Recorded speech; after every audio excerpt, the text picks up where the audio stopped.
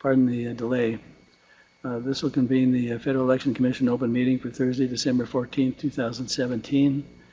We'll begin with the Audit Division recommendation memorandum on the Hawaii Democratic Party. Do we have some late submitted documents or not? Yes, Mr. Chair. I move to suspend the rules on the timely submission of agenda documents in order that the Commission may consider the late submission of agenda document number 17-59-B. Thank you. All in favor? Aye. Opposed? And motions have it unanimously.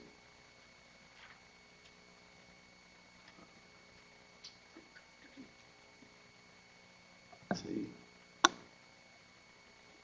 Any beginning comment? Would you like to proceed? I don't believe the Audit Division has any further comments. We presented last week, sir. Okay. Mr. Goodman, do you have, I see.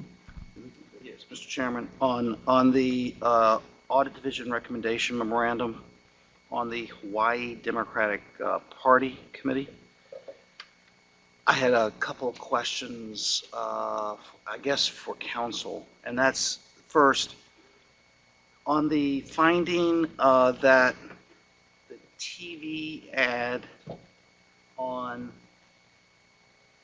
Laura Lingle was wrong then about a lot of things, and she's wrong for Hawaii now. If the commission found that, or if the commission avoided a finding for now that that is express advocacy, would that expenditure nonetheless be a coordinated expenditure by the party under the would the content prong of the coordinated expenditure regulation nonetheless consider that a coordinated expenditure and a contribution? In other words, there are several content prongs of the regulation. One of them is express advocacy. One of them is an electioneering communication. Political parties don't make electioneering communications by definition. But the next provision is any reference to a candidate for Senate or President. And under that prong, under any reference, wouldn't this nonetheless be, or would this nonetheless be a coordinated expenditure for the party? I guess I'm asking, do you import the coordinated communication regulation to define coordinated expenditures by a political party?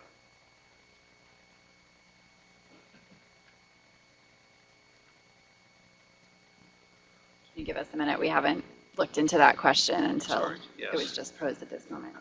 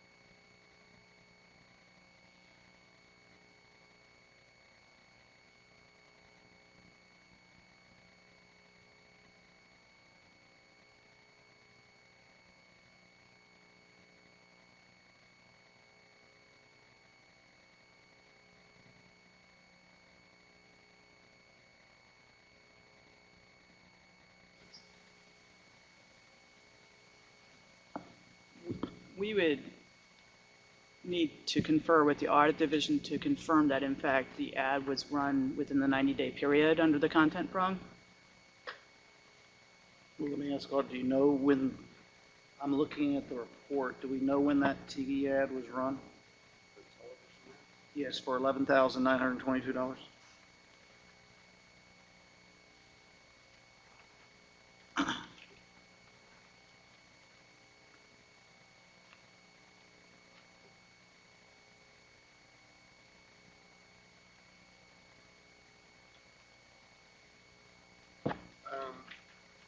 Just in our notes, just that TV ad, just that 11,000 is for the production and design of the TV ad, and we couldn't find any documentation of the media budget for airing. There's something with the, on there was the clip that we were looking at yesterday. I believe it had a date on the front of it, but I don't recall particularly what that was. And I'm not, I couldn't claim that that was the actual airing date, but I believe it said so. I can tell you that the vendor invoiced the committee on November 1st. For $11,922 in production and design costs. And you didn't see a placement or dissemination cost? Okay. Mr. Chairman, I'm going to move approval of the Audit Division's recommendation memorandum to the Hawaii Democratic Party. Before I vote, I just want to announce that I'm not sure if this ever were to go to a referral that I would support punishing for exceeding the coordinated expenditure limit under the total umbrella of the national and state party, since they stayed within that combined limit over what is essentially a paperwork assignment. But it is technically in excess of what they had been assigned, so for purposes of audit, I will support that finding. However, I'm going to move approval of this and moving the finding of $11,922 for an apparent independent expenditure ad to other issues on the basis that we have no evidence that it actually was disseminated.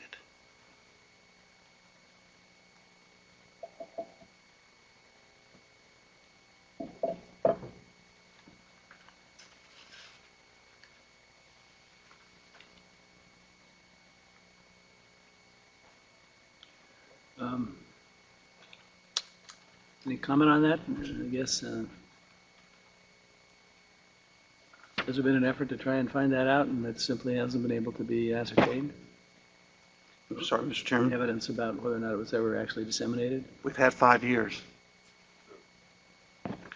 No, meaning what? No, we requested that documentation, but we never received it. Commissioner Weintraub. Thank you, Mr. Chairman. I understand completely where Commissioner Goodman is coming from. I'd like to first move approval of the recommendation as is. Yes, ma'am. Mr. Chairman, I will strike my motion that was on the floor to allow Commissioner Weintraub to make her motion, and then I'll return. All right, that sounds fine.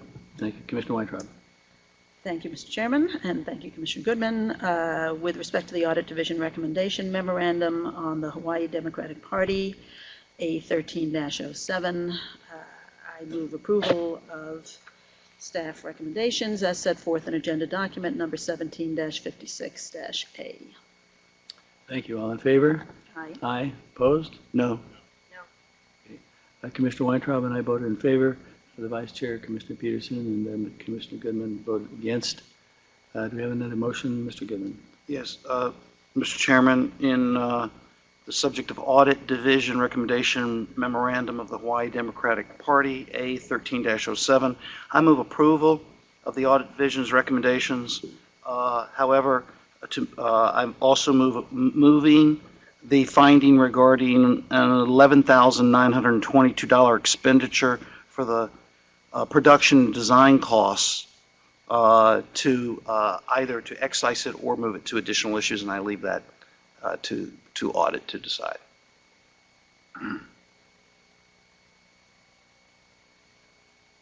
Do I have any opinion to offer at this point?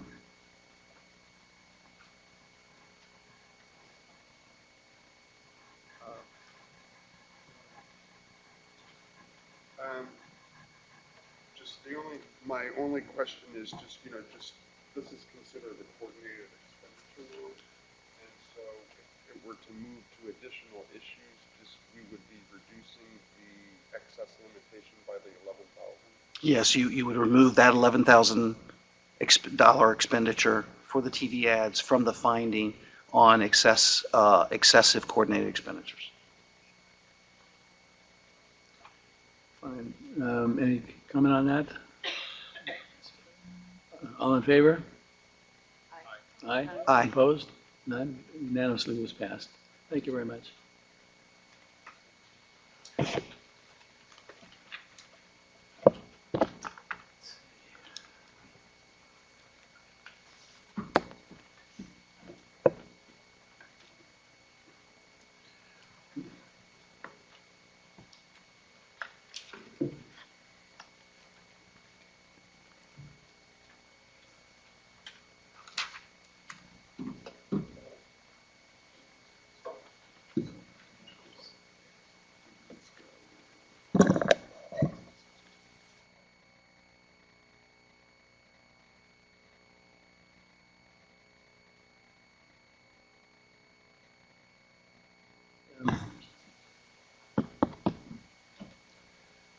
We have before us a draft advisory opinion number 2017-12, Take Back Action Fund. Mr. Pender and Mr. Fisher are here. We have this morning been offered a what was called a draft C, which has not gone on blue yet. I understand we'll put it on blue right away for potential consideration. So we'll take probably 15 minutes or so to get accomplished that. Everybody can take a look at it. And I see that the comments on advisory opinion number 1712 draft B was received by us, and I'm wondering if that's been made part of the record yet. This is the comment from Take Back Action Fund. I believe we have two comments that we received late, but they're. Mr. Chairman, we've received 4 comments total. They're all on our website at this point. All right, so let's see. I'm told that. All right. So there's the two comments, and then we have now one draft C that's about to go blue. I believe.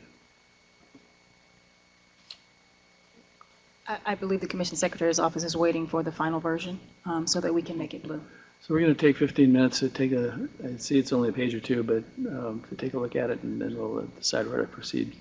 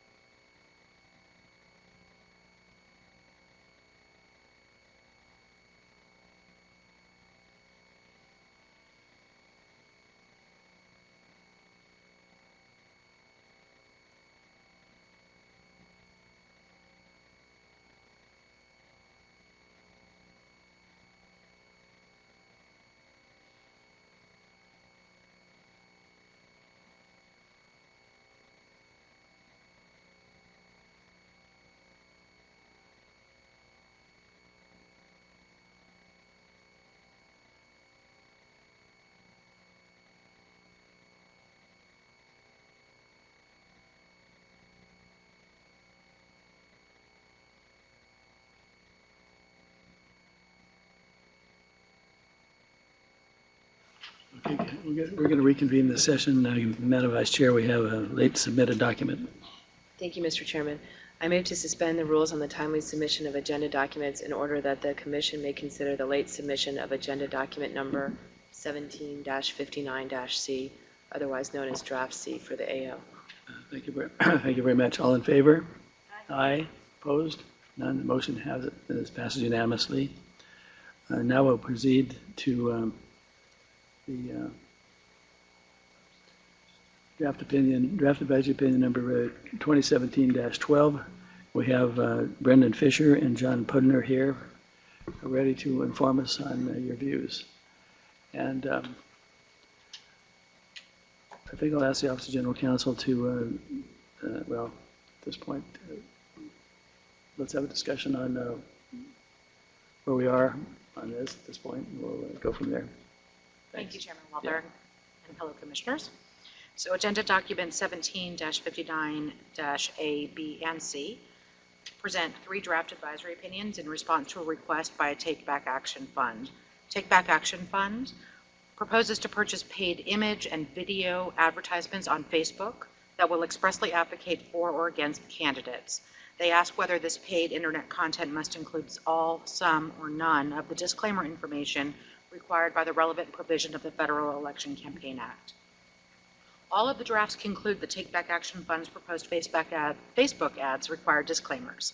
Draft A concludes that the ads must include a full disclaimer on the face of the ad and that the disclaimer must be clear and conspicuous. Draft A provides examples of disclaimers on the proposed internet ads that would be considered clear and conspicuous. Draft B assumes the disclaimers will be clear and conspicuous and states that other methods of identifying the advertiser's source beyond those required by the Act may be permissible. Draft C refers the requester to the other drafts and concludes that the ads must contain a full disclaimer. The Commission received 4 comments on the drafts from 3 commenters, including the requester, and we're available to answer any questions you may have. Thank you. Would like to begin with any comment or questions by the Commissioner? Madam Vice Chair? Thank you, Mr. Chairman, and thank you for joining us here today. From Alabama, welcome back to DC. So I think is that different commissioners are potentially reading your request a little bit differently. The way that some of us read the request is that you're saying that you're willing to put the full disclaimer on the ad, you're willing to adjust your ad a little bit in order to accommodate the full disclaimer. And our answer to that is, you're right, since you're not coming to us with any request for something other than the full disclaimer, then you must include the full disclaimer. And so that's our interpretation of it. We're answering, in our view, answering the question that you've asked. And one of the analogies that we've used in the office a couple of times this week is if you had a child whose job it was to mow the lawn every Saturday. But you're a reasonable guy, so if for some reason your child couldn't mow the lawn on a specific Saturday, maybe because it was too cold or the kid was sick or something along those lines, you might say, no problem, do it on Sunday or just do half of it on Saturday. And so in this case, the Saturday rolls around and the child has no request for special dispensation. He doesn't say it's cold or I'm sick or anything, and so you say, yep, you have to mow the lawn. But if he or she were to say, I can't do it for some reason, you might say, okay, you don't need to do the full lawn or you don't need to do it today or something along those lines. There's several places in the request where it specifically says we're willing to put the full disclaimer on the ad. And so the answer is yes, you put the full disclaimer. If you were to come to us with a different set of facts, the answer might be different. But I don't think this is, sort of an earth-shattering answer that's going to affect lots of people going forward. You ask a narrow question. As you know, under FECA, under the advisory opinion provision, when someone comes to us with a question with respect to a specific transaction or activity, the Commission shall render an advisory opinion. And so we believe that draft B answers your specific question in a way that hopefully satisfies your question. Thank you. Thank you. Commissioner Weintraub. Thank you, Mr. Chairman. I want to thank the requester for the very interesting and provocative question. And I want to thank the staff for some really excellent work in drafting the proposed answers. I think the draft A with I'm going to propose one very minor alteration to it before I move its approval, but I think it answers the question in a way that is thorough and comprehensive and responsive to the request that was asked. The notion that our interpretation of the law would hinge on whether you were willing to comply with it, it strikes me as a very odd notion indeed. It doesn't matter whether they affirmatively say we are willing to comply with what the commission tells us. If we tell them that the law means that you need to have the disclaimer, then you're obliged to have the disclaimer. And I think that, and I'll ask you, do you disagree with that? I would just say we have lively debates among our board, and there certainly are members who push for not putting disclaimers on, so not to get too into the internal, and I think the question was asked, are we saying clarity on, is a disclaimer inconvenient, was part of the response we got. And in 20-some years of running political campaigns, before running this, every disclaimer is inconvenient. I mean, I think if that were the threshold, for two reasons. One is just the space it's taken up. The bigger one is, when you attack someone, just put it blankly, the attacker's always hurt too, and everyone would love to leave a disclaimer on. I would argue that it's always inconvenient to abide by this law. And so we just want to leave here knowing the rules, because we're going to go back and have a discussion among our board and give direction to creative. And, you know, there'll be some who say, hey, I thought Facebook didn't need any ads or didn't need a disclaimer. I mean, I've heard that from just among people. And so I'd just like to leave here, or whatever it is, with something that I can go back and say either, hey, look, yes, look, we were right in our general thought. Disclaimers are required on these kind of Facebook ads, and we're hitting. And, you know, the material may take some different shape over time. Other issues may come up. But just to have that for a guiding principle, because there certainly are some who do not think you ever need a disclaimer on a Facebook ad. I mean, that has been proposed among people who are in our decision-making process. And if I could add something, in drafting the request, I might have outed myself as a Midwesterner because I didn't think that stating an intent to comply with the law was a controversial proposition in any way. I think that the Take Back Action Fund certainly intends to comply with the law, but also it was implicit in the request, and we thought self-evident that the inclusion of a disclaimer would involve some level of inconvenience. And in reading the past advisory opinions or the past advisory opinion request and reading the regulations, it appears that the decision about whether a particular advertisement would fall under an exception depends on the constraints of the medium rather than the intent of the requester. So we just want to make that clear for the record. Very good. Any further comment? Commissioner Goodman. Yeah. John, good to see you back. By the way, you can include Westerners along with the Midwesterner also. Your comment expressed some confusion about draft B. I guess it may help if I elaborate a bit. Draft C says, yes, include the disclaimer somewhere in that Facebook ad, right? And I don't read the standard for the exceptions as, I believe, Mr. Fisher, you said, some level of inconvenience. You're right, all the disclaimers in all ads present some level of inconvenience. That's not, to me, what triggers the small items or the impracticability exceptions to the disclaimer rule. What triggers those is where the disclaimer cannot practicably be included in the ad, and I think that's animated in prior decisions of the commission. I might also add that, at least for this one commissioner, nothing could be more impracticable than where the disclaimer requirement would censor the entire message. And that's, I didn't see that occurring in your proposal or in the new, either in your proposal that included an intent to comply with the law, and you also presented a number of characters that would allow you to comply with the law. In other words, I could see how not only have you prepared to include the disclaimer, but the ads you propose can accommodate them in a number of different ways. So where I saw that, it wasn't, even accommodating them could be inconvenient. I don't think that's the trigger for the exception. So, but draft A cites as an example of disclaimer compliance by people advertising on online media, the FTC rules. And let me just read what that citation says. This is the document from the FTC that draft A cites. If a disclosure required by the FTC is required, and it is not possible to make the disclosure clearly and conspicuously, then that ad should not be disseminated.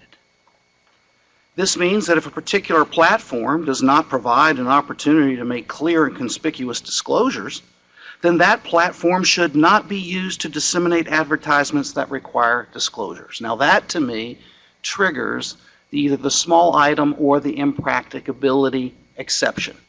And I think that is the result. That is the censorship that we have been concerned with for the small items like the very small quarter-inch strip on the bottom of your cell phone in Revolution messaging, where the disclaimer will actually prevent the message from being disseminated at all. I didn't read that either in your intent, in the way you're fashioning your character message, because you have a truncated message. But moreover, as I looked at the new Facebook ads themselves, I see a number of different ways that you can include the disclaimer, and that's why Draft B says yes. You can include that disclaimer. Let's take the Facebook video ad. It runs up to 240 minutes, and that is an online ad that appears on either a cell phone screen or a computer screen. It's multiple inches in circumference, both height and width. And because that 240-minute video is like an accordion, that can go up to 240 minutes, adding a few seconds to include your disclaimer would be one way to include that disclaimer in that ad. And that can be as overlay text to the video, or that could be a separate segment of the video itself, because again, it's an accordion. So a few seconds of ad time, of video time, to provide that disclaimer doesn't otherwise prevent you from otherwise communicating your political message. In addition to that, you've got the overlay potential. And in addition to that, you've got the character space both above and below that picture. So when I looked at all the functionality and the size of these ads, that's what distinguished this. And I'd like you to have the flexibility, and I'd like all political speakers to have the flexibility to both speak and comply with our regulations. And the way I view the new Facebook formats, the ad formats, you can do both. And you can do both effectively. You can communicate politically effectively, and you can comply by providing the disclaimer information. Now, both Draft A and Draft B agree that when you provide that information, it doesn't have to be in the square box for printed materials. Draft A says that is one possibility, but the Commission has historically said that Internet ads are not the same as traditional broadcast ads or printed ads like in a direct mail piece. So Draft A here even says you could supply some of that information above the picture and some in the text below. You could provide some above, some in the image itself. Take the Facebook image ad. You can do an overlay over the image, or you can provide the disclaimer as part of the image, part of the picture that's in the image. So when I saw all the capabilities of these new ads, I was prepared to say yes, we are not going to censor these political messages in the way that the FTC does, in the way that Draft A would suggest might be appropriate. And yet I wanted to leave you the flexibility of providing the public the information required in our disclaimer rules in a very flexible way, given the flexibility of this new format. So the answer is yes, include the disclaimer. You have a lot of flexibility for how you do so. Commissioner Weintraub, do you have, I thought I saw your hand up earlier. No? It was so long ago. It was so Mr. long Chairman, ago. I forgot what I was going to say. All right. Ms. Zollikoff, have any comment on any of this? Okay. I support draft A. I like it. I think I support that all the way through here. Are we ready for a vote? Apparently so. Sure. I'll make a motion. Mr. Weintraub. Thank you, Mr. Chairman.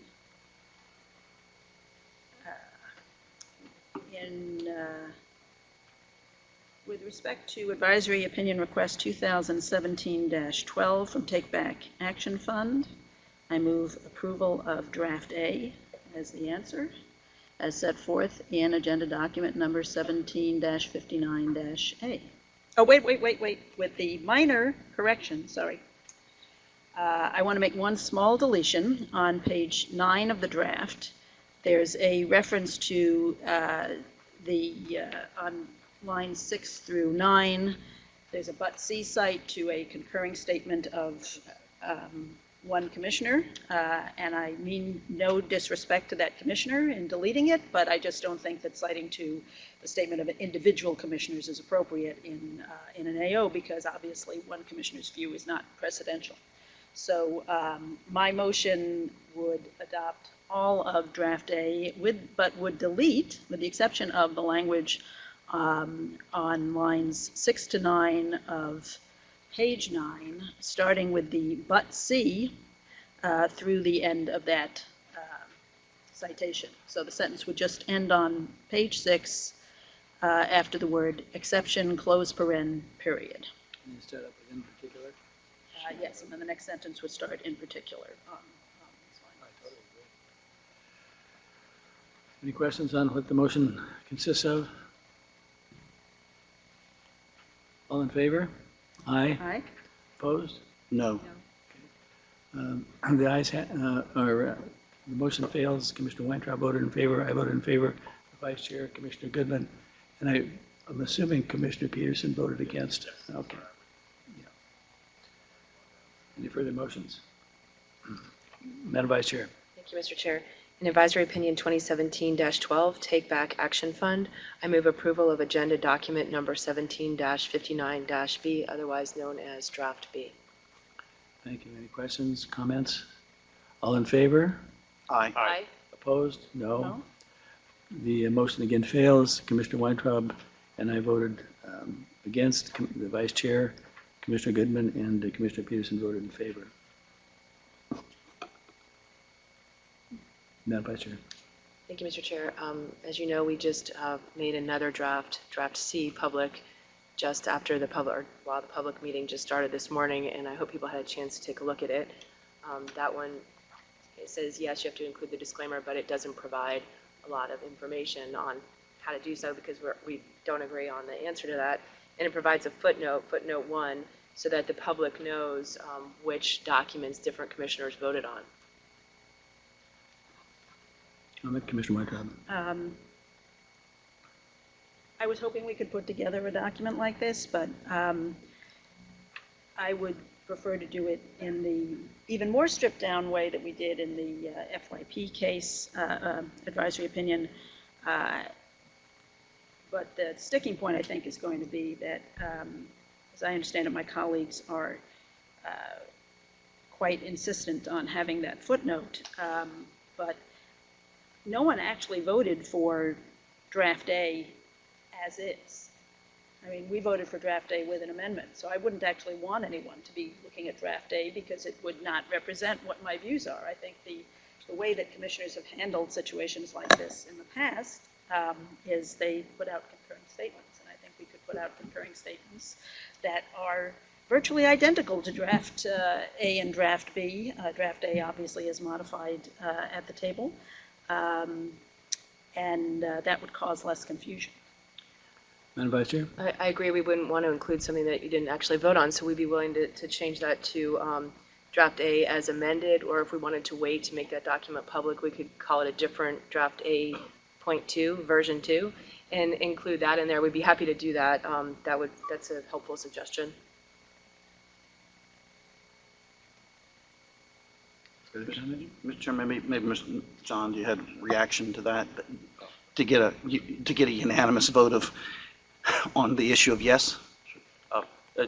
I like draft C. Obviously, just reading it this morning, it seemed to sync up, and I understand the reasons for some of the notes later in B. It seems to take out those concerns for me just as far as the internal discussion we will have about exactly how to do these ads as take back action fund.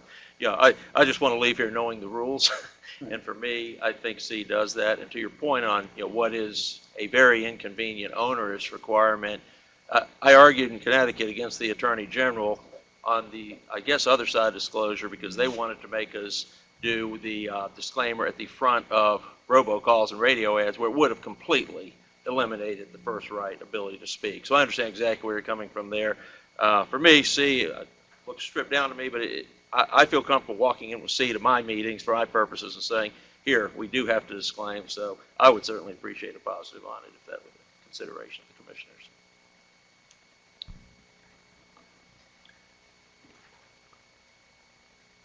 Further comment? Madam, excuse me, Commissioner Wyckoff. I would just like to suggest to Mr. Pudner that he take a look at the Club for Growth AO on this issue of robocalls and very short. I don't think that actually involved a robocall, that involved a radio ad, but it might provide some guidance for the kind of situations that you were referring to, and our staff can give you the site to that particular AO.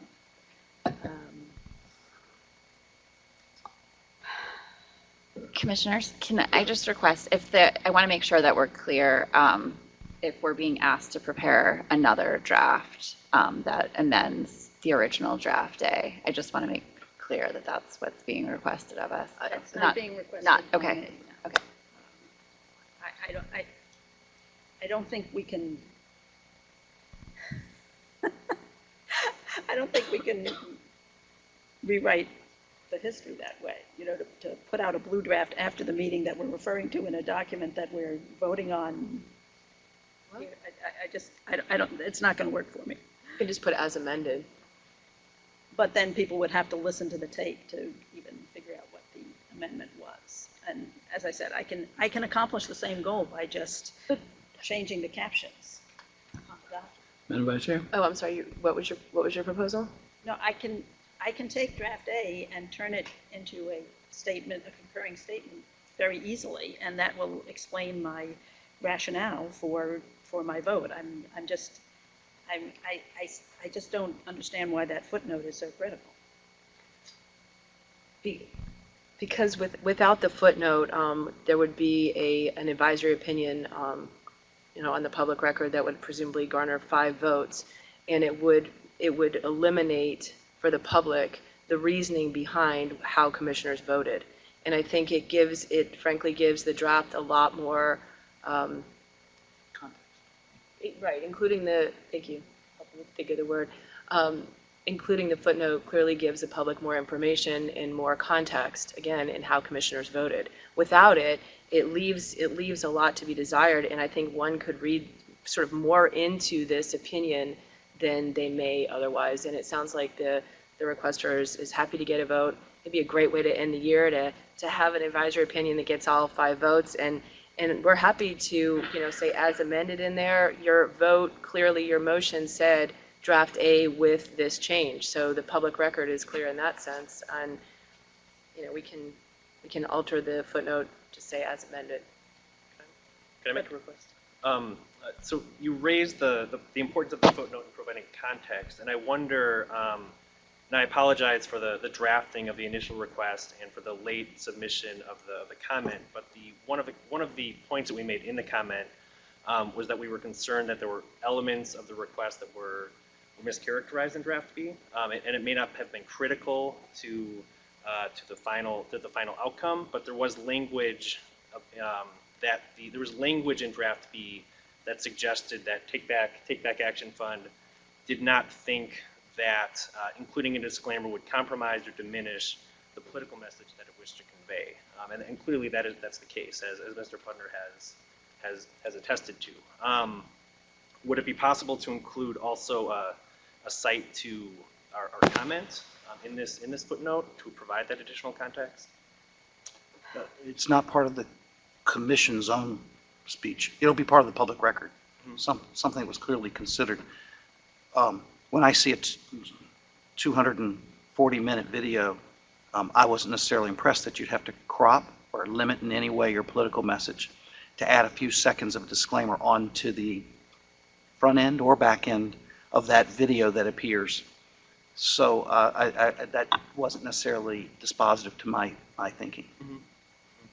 But there was the language in draft B that characterized the request or characterized the requester as not believing that the inclusion of a disclaimer would compromise or diminish the political message that it wished to convey. I understand your point of contention with draft B. We've already voted on that. Mr. Weintraub. Thank you, Mr. Chairman. I think the requester brings up an important point, though, and it's one of the reasons why I'm uncomfortable incorporating the draft into the footnote. And again, I think if you want to provide context for what you're doing, you issue a concurring statement that explains exactly why you're voting for it. But I actually agree with requester. I think draft B mischaracterizes the request, which very specifically asks about the how prior AOs apply to the conduct that you're anticipating, and I think draft B kind of pretends that those questions aren't even there. Mr. Chairman, the footnote will reflect that Commissioner Weintraub voted against draft B. Yes. We're simply trying to preserve the history of the disagreement as part of the yes answer. And this is a factually accurate history of what occurred here and preserves what is on the public record as a qualification to the yes. But certainly your disagreement with draft B is clearly reflected in a parenthetical that says you voted no on draft B. It's merely history Let's say the same we for would be me. preserving.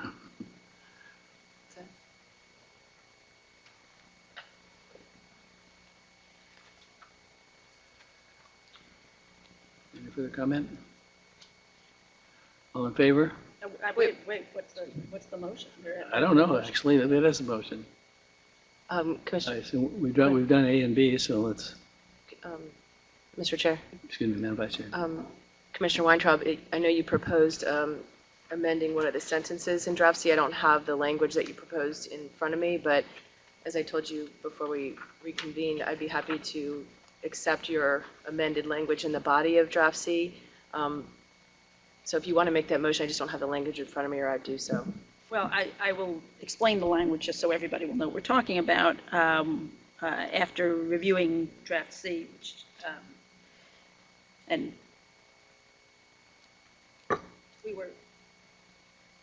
there was some back and forth last night over whether we could land on a draft C. But this version of draft C, I didn't see until we were literally at the table. What I proposed was to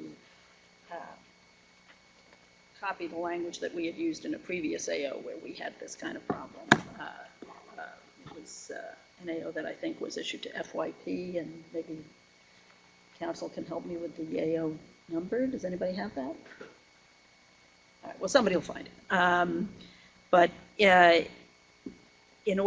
so what I was going to propose was that we take the same language that we had agreed on before, which would mean that on line 23 of draft C, I want to make sure I'm looking at the right version of it.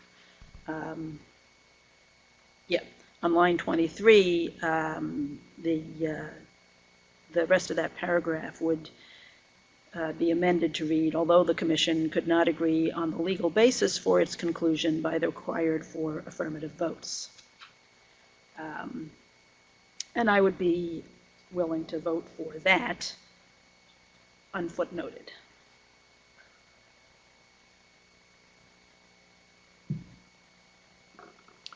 Madam Vice Chair. I prefer the original language, but as I told Commissioner Weintraub, I'd be willing to vote for her amendment to the body of draft C, but only if it includes the footnotes for the footnote for the reasons discussed. I would hate to not have 4 votes because we wanted to include a footnote with public documents that incorporates more context into what we did today. It just confuses me. Well, it also confuses me why you can't accomplish the exact same goal through the traditional method of issuing a. Because if I issued a concurring statement, it would, yes, it would be public, it would be on the website, but it would not be within the body of the document that garnered 4 votes. And it's important to us that our thoughts are memorialized within the document that garnered 4 votes. As I said earlier, otherwise one could read draft C and read more into it. As we've discussed, there's a lot of nuances here that are not incorporated, obviously, in draft C. And we want to make sure that the thoughts that we've both explained here publicly and issued in draft B are incorporated into the document that is hopefully approved by the commission.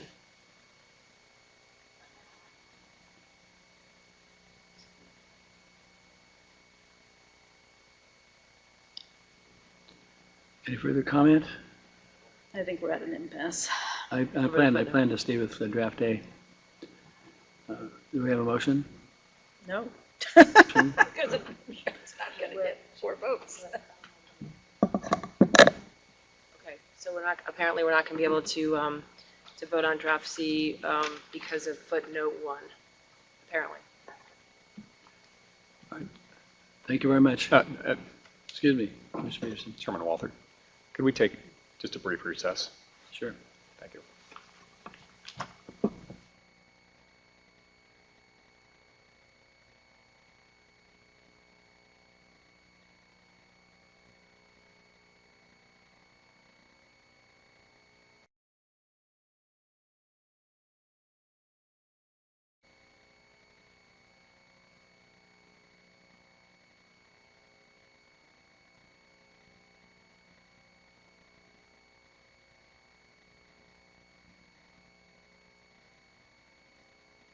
Your discretion. I think we're ready to come out of recess. All right. Thanks. We're back in order. Any further comments? Yes, Mr. Chairman. Mr. Peterson. Thank you very much, Mr. Chairman. We both voted on documents that say yes. We all agree that the proposed conduct is permissible. The requester has indicated that they truly do want a yes, and so I think we owe it to the requester and to try and turn over every stone to see if we can get to. We agree with the rationale, but if we don't come up with a draft that receives at least 4 votes, that's probably some cold comfort to the requester. On the one hand, you could walk away saying, well, the commission was unanimous. All of them said yes for different reasons, but when you're dealing with your board, when you're dealing with others, if you don't have a draft in hand that says I had 4 votes for this, I'm not sure of saying, well, let me show you 3 different drafts that would kind of cobble together and get us the same thing. Obviously, the advisory opinion provision in the Federal Election Campaign Act provides a shield, and I think that if we are at yes, I think we should probably try to do everything we can to try to get there. So here is another shot at it, and maybe this will require some reflection and some thought and some back and forth, but I'm looking at draft C, and if I garble the proposal the first time, I'd be happy to read it another time through to make sure that we all understand. Strike the footnote. Strike footnote 1. Go to, well, let's start with the sentence on line 20. And I'll just read it, and then I'll indicate when an insertion will be made. The Commission concludes that, under the circumstances described in the request, TBAF must include all of the disclaimer information specified by 52 U.S.C. Section 3120A on its proposed paid paid Facebook image and video advertising, although, and then here's where we would add some new language, comma, as reflected in the draft advisory opinions considered by the commission, comma, the commission did not agree by the required 4 affirmative votes on the basis, on the legal basis, so insert legal in front of basis, for delete or scope of it, and just in lieu of that, include the word this conclusion. So let me read it through without indicating where all the stops and starts are. The proposed language would be, the commission concludes that under the circumstances described in the request, TBAF must include all of the disclaimer information specified by 52 U.S.C. 3120A on its proposed paid Facebook image and video advertising, although, comma, as reflected in the draft advisory opinions considered by the commission, comma, the commission did not agree by the required 4 affirmative votes on the legal basis for this conclusion.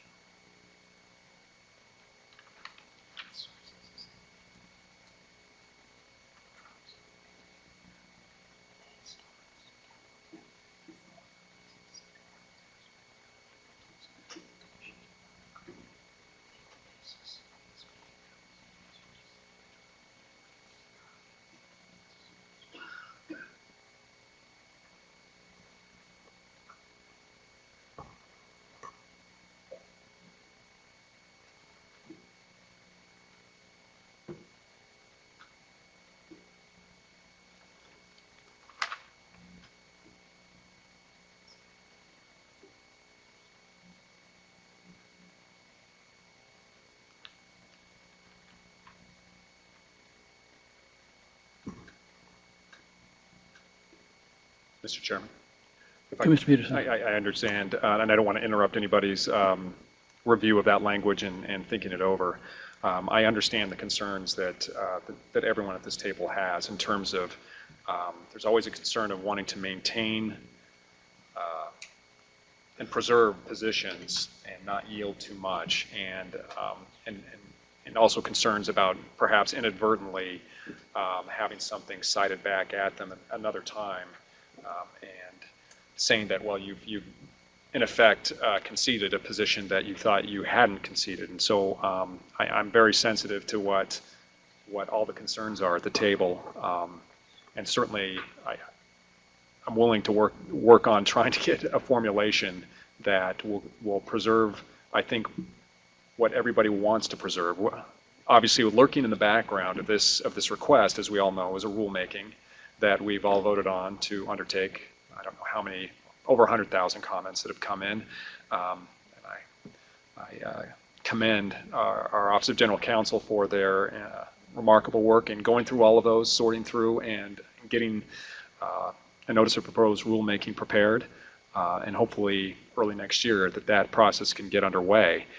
And I would imagine that some of our concern is making sure that we preserve positions, don't decide too much in light of what is going to obviously be a more comprehensive undertaking.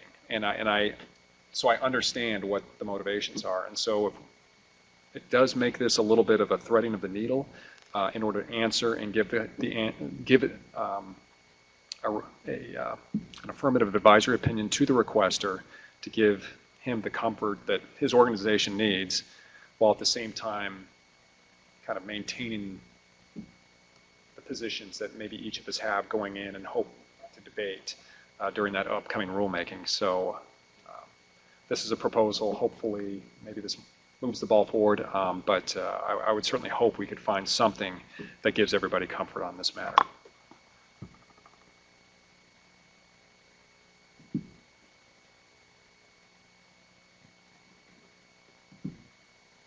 Commissioner Weintraub. Thank you, Mr. Chairman. I appreciate the effort. In my experience, we never do good work when we try and draft something at the table while we're sitting here. And I'm absolutely no disrespect intended, because I know we're trying hard to try and thread the needle, but I'm not sure the sentence even entirely makes sense to me as rewritten, but I'm willing to continue to toss language back and forth and see if we can come up with something which we could vote on tally and then make public. I'm not sure we're going to be able to pull it off sitting here at the table right this minute. And I'm not sure it's fair to everybody who's watching and listening, including the requesters, to have them sit here all day while, you know, we huddle in our respective corners and try wordsmithing one way or another. So I'm not closing the door on the efforts. I'm not sure this is the best way to get that done. Can I inquire with the Office of General Counsel, what is our calendar on this advisory opinion request? January 8th, I believe. And I know that we're voting on a calendar later on in the agenda. I don't have that in front of me right now. What's our proposed first meeting of the new year? I believe it's January 9th. January 11th? January 9th. January for the 9th. Exact January 11th for the open. For the Oh, open. for Oakland, I'm sorry. Yes.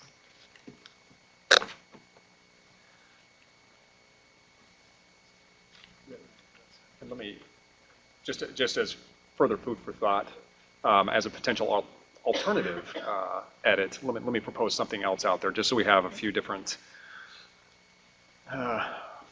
plates or a few different balls in the air that we're juggling. Another possible edit would be at the end of line 22, putting a period after advertising.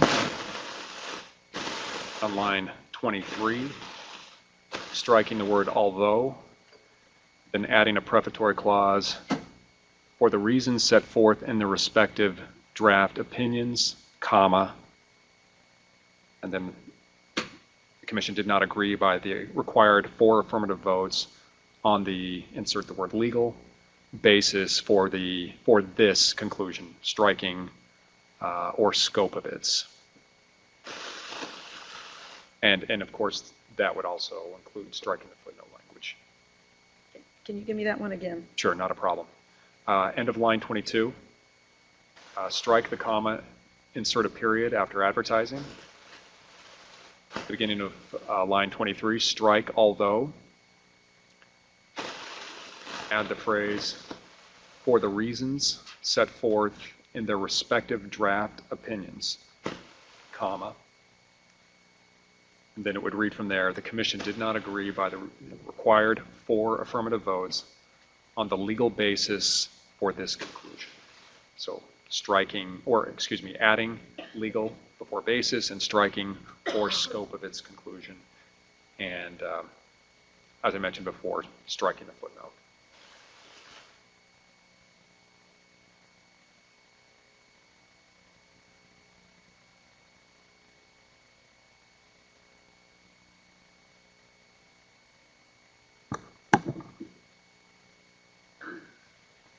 Not prepared to do it right this second. All right. If I may, Mr. Chairman. Commissioner Peterson. Can I ask the requester, in the event that there was a desire to continue to kind of hash this out, it looks like there might be a 3-day extension at a minimum that might be needed to be put in place in order to consider this at the first meeting of the new year, or if you couldn't give us an extension, I don't know if there'd be interest in continuing to try to resolve this by tally, but what is your time frame in terms of ability to offer an extension if necessary? Sure, we certainly, the extension into January, we'd be happy to grant. I'm more concerned about the federal judiciary purging some of the talent up there and terms ending. So just hoping there'd still be a quorum for a vote on something like that, but certainly if that were the possibility, we'd be happy to grant an extension. Okay. I wanted to chat with Commissioner Peterson for a second, so. Okay. Take a quick breath.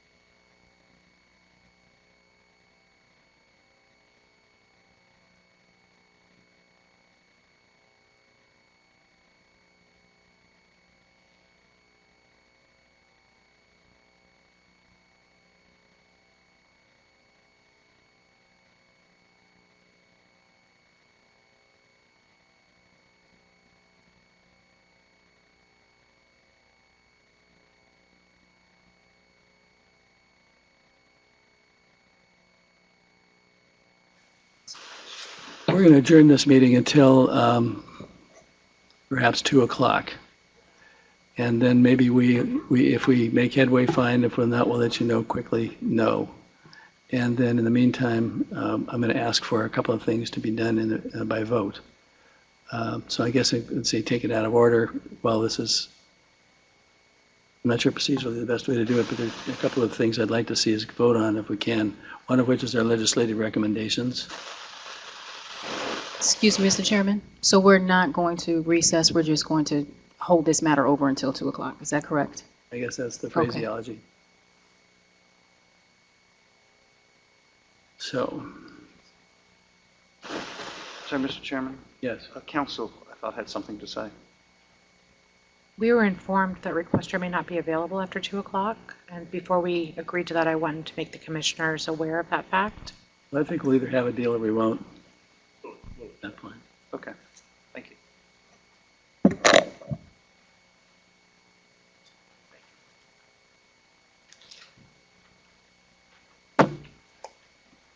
We're going to go to item 4, legislative recommendations, agenda document 17-61-A. Mr. Pugh, thank you for all the work you've done on this, plus all the other stuff you do along this line, and some of the emergency stuff we seem to be burdening you with. So, but please hold forth here, and I don't think it'll take a lot of discussion on our end in order to have a vote for you. Thank you, Mr. Chairman. The draft legislative recommendations for 2017 before you today reflect a commission decision to focus on areas of widespread and perhaps even unanimous agreement from all the commissioners. The 12 recommendations are listed in the agenda document. I just wanted to mention that 2018 will be an important year for particularly the administrative fines program recommendation, because under current law that program applies to reports filed through the year-end 2018 report, which will be due in January of 2019. But the authorization of this program needs to be extended by legislation for administrative fines programs to apply to later reports. In this package, the Commission again asked Congress to make that efficient and measurably effective program a permanent program. Congress has Should we put it in bold? previously Should we put it in bold? Congress has previously acted on the Commission's legislative recommendations to extend this program on 5 separate occasions, and legislation in 2018 would be the 6th extension of this program. We recommend the Commission approve all these recommendations, and we will provide them to Congress and the administration, including our oversight committees, which are the Committee on House Administration and the Senate Committee on Rules and Administration, our appropriation subcommittees, and our OMB contacts. And finally, I'd like to thank the commissioners and, as always, my colleagues throughout the agency for their contributions to this document. Okay, thank you. Any discussion? A motion?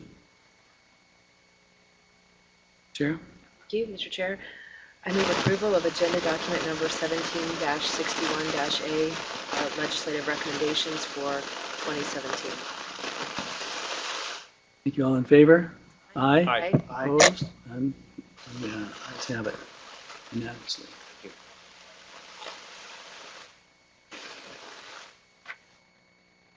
Move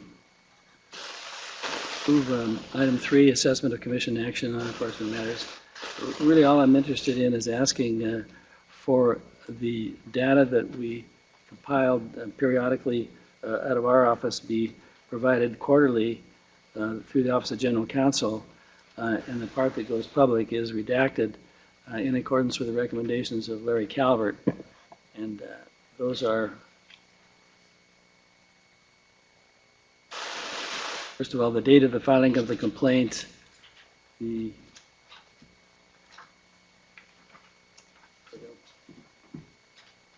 there's only 3.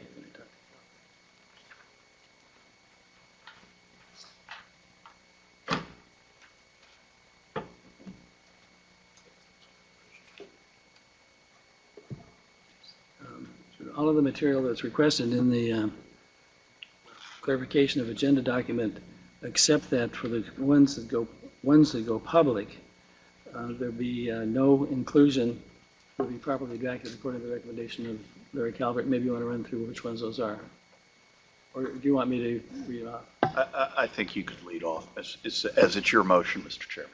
All right. Well, it would be the matter, the date of the filing of the complaint.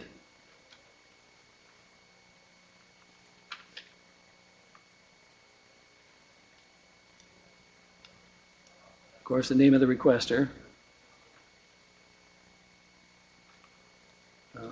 All dates that the matter is requested to be held over. I think, what was your recommendation on that? I think that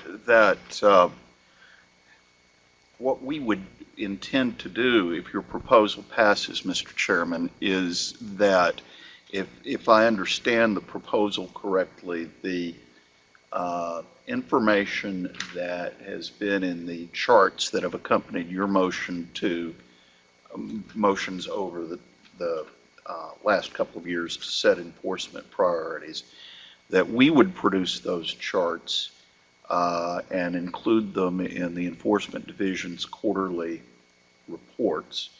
And then that information, which we have advised you could be made public in the versions of your charts that have been put on blue, would periodically be made public Each quarter. Each quarter. It's my understanding that absent direction from the Commission, we would not be making public any information that has not already been made public in connection with these charts. That's exactly right. In other words, you've pointed out the number of areas where you felt that they should also be redacted or just not included, and that's certainly what I fully agree with. And as part of my motion, I don't know how we want to phrase that, but that's exactly what the content and structure and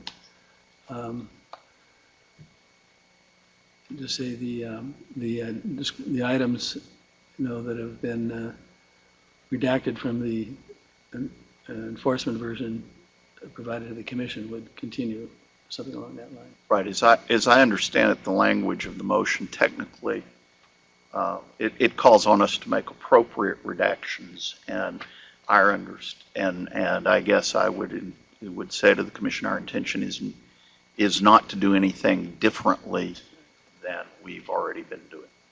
Thank you. Would it be possible to have a motion on that?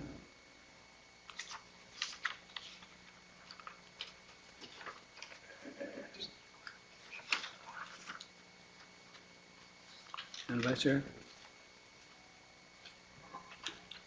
Thank you, Mr. Chair. I move approval of your proposal as summarized in agenda document number 17-53-A. I'd like to add one potential request. If we could add an additional column to allow for people to provide notes about the MERS, and in particular, I'm thinking at times when certain things are held over, for example, for reasons like litigation or different reasons like that. Obviously, that stuff is probably going to be redacted, but it gives people an opportunity to provide a little bit of context for the reason for the hold. Other than that, that would be my motion. Hopefully, it's a friendly amendment. I move approval of the document with that amendment. The only concern I have is that it may be more complex than you think rather than just put it in a square.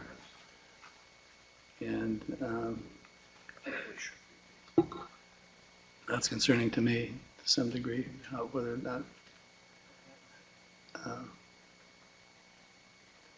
And the reasons could vary, or I'm not too sure. People might draw us questions. Well, what litigation are you waiting for? And Okay. I don't know. I'm concerned about that. If you don't want to add it, I'll just write my own notes on there. It's fine. Well, I can approve it without. You're the upcoming chair because I think you get the votes. Mr. Chairman and Madam Vice Chair, I believe the motion, Madam Vice Chair, I believe you moved 17-53-A. I think the operative document containing the motion to amend Directive 68 is 17-53-B. Oh, sorry. Thank you. And what does it say? I just had the wrong. I said A instead of B. Oh. So thank you for that correction. I move approval of agenda document. I'm not sure I have 17-53B in front of me. 17-53-B? B. B as in beta. I don't think I have that. Wait, there. Oh, I'm looking at the wrong one, excuse me.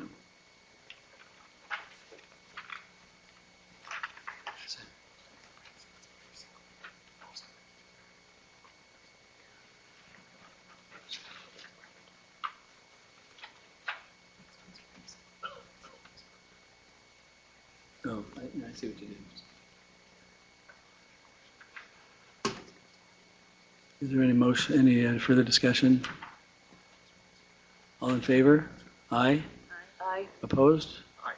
I'm sorry, what was the motion? Just a motion to support the To approve the- adoption of this.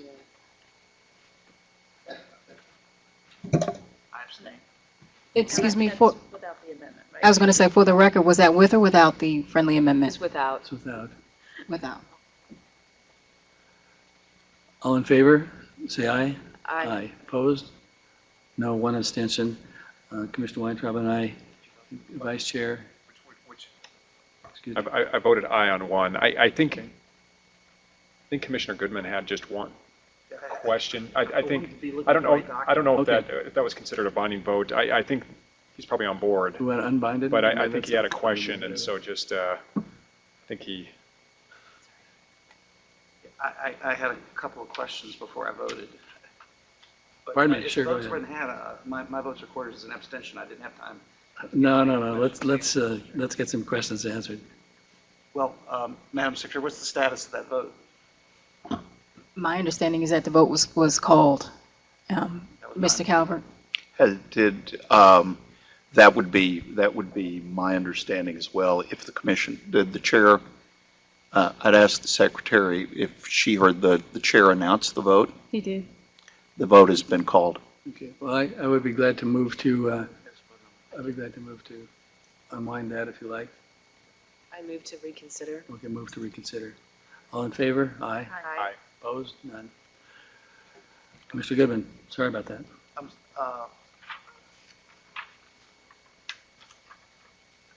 The information that'll be on this chart goes into the status reports to the commission. Am I right? That's my understanding. And does that become a public document? It would, under this proposal, with appropriate redactions. Of the new information that's coming from Commissioner Walther's charts, as I said, it would be our intention to redact anything that we're not already making public with respect to those charts. And I guess as to the rest of the status of enforcement report, we would redact anything except those pieces of statistical information that we are already making public under the public disclosure policy the Commission adopted last summer. May I continue, Mr. Of course, please do. The chart that I am looking at, called Relevant Dates for Initial Substance Recommendations, I'm sorry, that's in document 17-53A.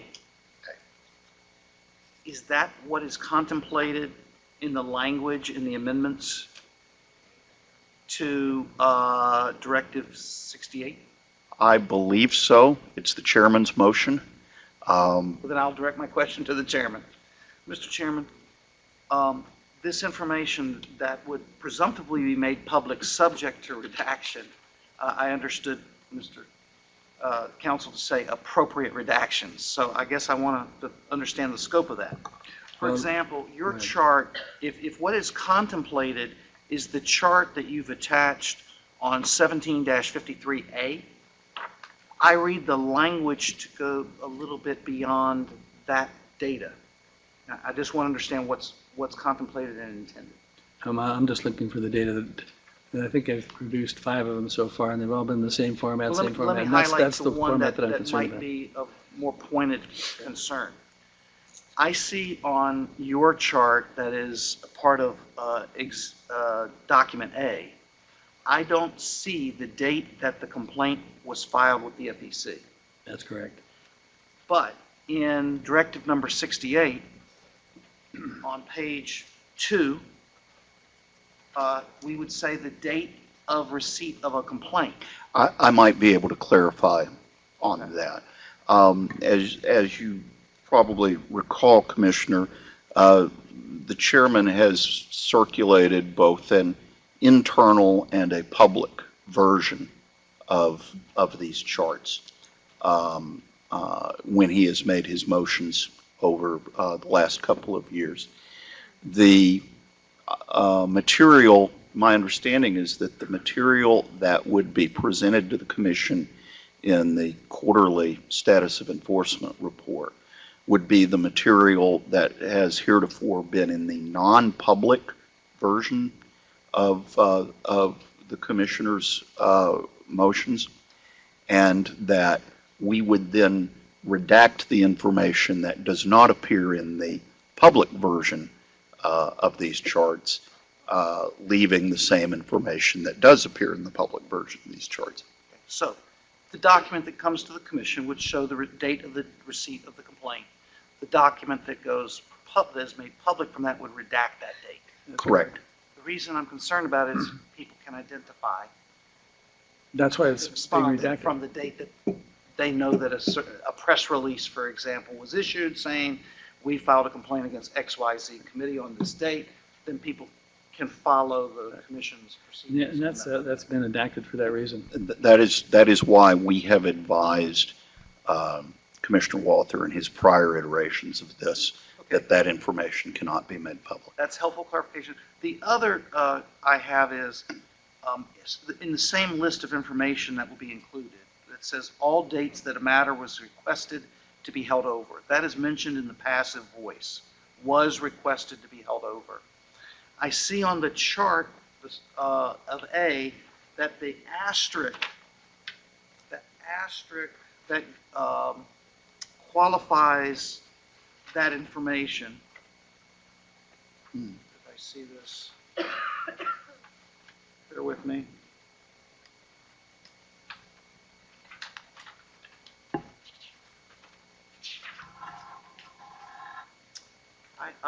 Where did oh.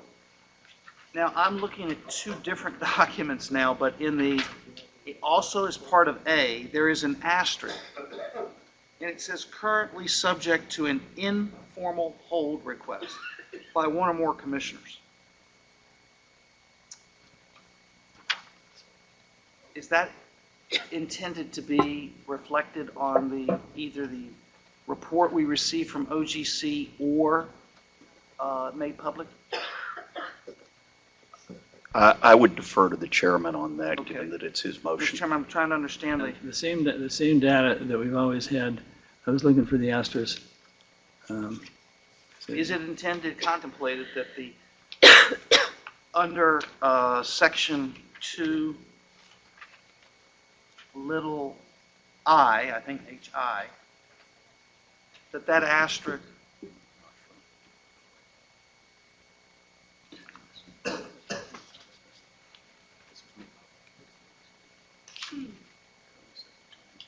Oh, I see. Oh, well, yeah, the informal hold is somebody holding it back, which I don't think is a good policy, but it's holding it back for some reason, but it's not made public because it didn't come to the Commission, and usually, at that point, somebody held this over and go, yeah, sure. And then on this case, but of concern to me has been what I consider to be these holds where nobody knows, and there's no formal decision on the fact that things are being held, and that's a concern to me. Well, so it is contemplated that there will be an asterisk to matters held over, right, and there will be some explanation assigned to that asterisk. Well, really, it just the way it's been is it just points out that it's not a formal, it hasn't been formally held over, so that the public can be aware that they're being held over, but it hasn't reached a decision by the Commission yet. That was my concern. The language proposed is all dates that a matter was requested to be held over. That's fine. I don't have a problem with that. Right. My question is what's contemplated by that? Because the asterisk that is reflected in your earlier documents is currently subject to an informal hold request by one or more commissioners. We have held matters over for numerous reasons. We've had formal votes holding them over. The last time we've done that, I have formally explained my rationale for voting to abstain in a matter, and I have committed that to writing. I don't know if that's formal or informal. We held a vote. There are informal holds where commissioners request more time. Then there have been votes of abstention. Commissioner, we had one at the end of 2015. That was a 4-1 or 2 vote, I believe. And then there are many matters where the Office of General Counsel has submitted it up, and then the Office of General Counsel says they need more time. I'm just saying, I just want to be sure I don't understand what is intended by the language in the sample template that says currently subject to an informal hold request by one or more commissioners. Now, I don't mind the report saying that the matter showing, for example, that it was held over at these meetings. I guess I just don't want a misleading caption that every time you see an asterisk, it's a hold by one or more commissioners. And I don't know what the definition of informal versus formal would be. And so I guess we just need to understand what's contemplated by 2I. Maybe for me, the formal hold is when it reaches a meeting, I guess, on the tally vote or any action that's formal in the sense that we'd like to hold off. We get to the meeting and say, I need to think more about that, and finally it's being held over. But it's known publicly that it's been held over because I at a understand meeting that, there's been a but formal action. Here is if somebody, and it's happened in the past, says, I'd like to have you hold that over, and it kind of, nobody knows about it, but it kind of gets held over. I understand the purpose of disclosing that's that a the matter concern. has appeared before the commission at Right. prior meetings. I'm not disputing that. I guess I read the language, the amended language of number 68, not to provide any asterisk and not to provide any reason why a matter was held, because that's not in Directive number 68. I guess the point is if something's ready to go and it's being held over, and it's not been done at a commission level, that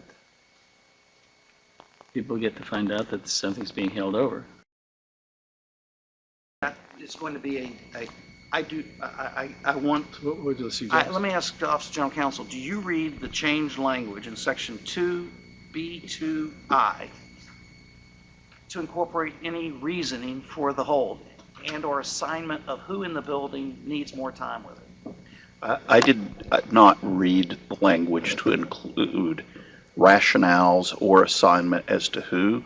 I did read J right underneath that as contemplating assignment as to who, and I had advised the chairman's office that we would likely redact that information unless the commission, if that information was going to be made public, we would appreciate very clear guidance from the commission on that. And I think that we would appreciate some clear guidance on the questions you've raised on I as well.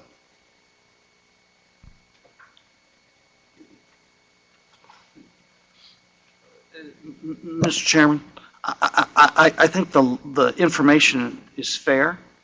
I've been prepared to own any holds that I've made, and I'm prepared to continue to do that. I've done it. I've committed it to writing in the minutes of the meetings on 2 occasions. But I think that you should be aware that your proposal is going to still leave some need for clarification for the Office of General Counsel and the Commission. And there are many people who may be the requesters of a hold. It could be the Office of General Counsel. Well, that's part of my concern, is that sometimes it's been held that way. And I just think if it's ready to go and it's been held without commission action, then I think that's important to be aware of. But I am aware that there's been times in the past where the Office of General Counsel has held things over, or maybe one of the commissioners has asked to say, well, we don't want to, can you hold that off for a while? I want to discourage that practice.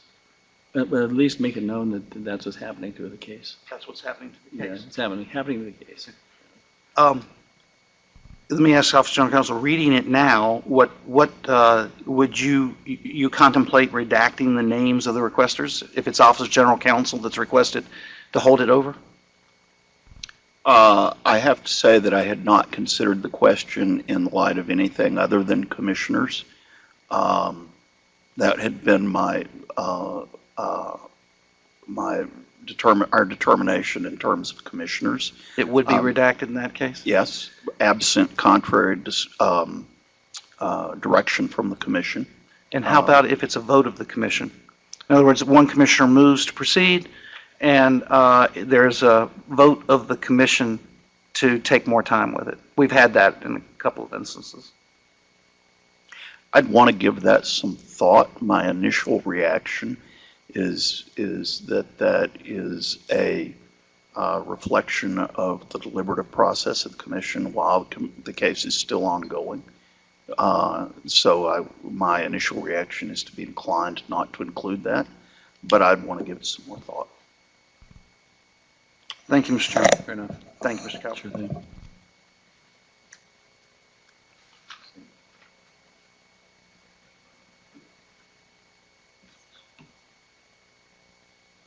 Now, there's a typo in the word, third line from the bottom. That says, are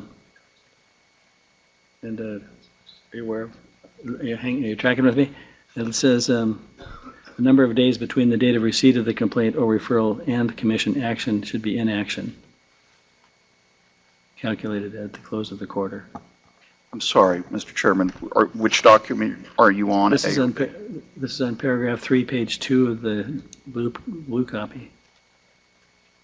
The red line. The red line. Not this one. This one.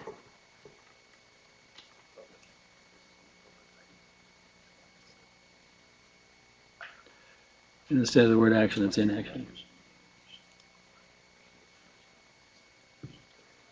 Oh, so this would change it. Right. I'm with you, Mr. All Chairman. right, sounds good.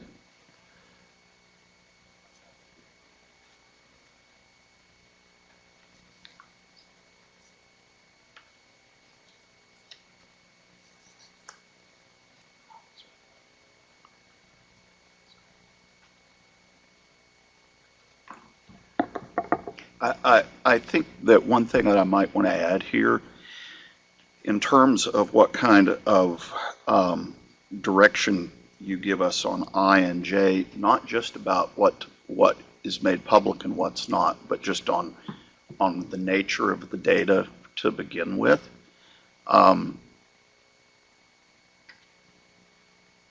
We're going, there are some calls here about what to include and what not to include that we don't have to currently make, that the chairman has put in his charts. And in terms of what to include about who is holding something over and why, even if that information is not released publicly, attributing it to a commissioner might be, or to somebody that's not OGC. Some cases we'll know, some cases we might not know. And so we're going to need some clear direction from you guys as to just what data you want, separate and apart from what part of that data is made public. I presume you'll bring some templates and some samples to the commission for further review. You'll get to see the first one, I suppose, I if this understand. motion passes, and and tell Mr. us Chairman, what you want and what you don't. Thank you, Larry. I'm prepared to support this. I don't know that enforcement bodies normally tell the public where they stand on each case, but if this is a fair transparency. However, I must say that the more we start revealing, then the more possibility there's going to be that commissioners have to defend their proceedings publicly I've been, whenever I've held something, I've put it in writing for about 2 years. And so the,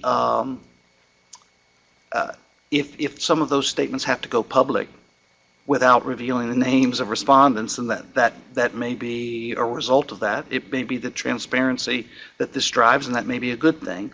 But I do see one consequence of this being that commissioners may start to talk more publicly about the proceedings here in generic terms. Well, I guess that's possible. I admire your diligence in keeping track of your holdovers for 2 years. That's pretty diligent of you there.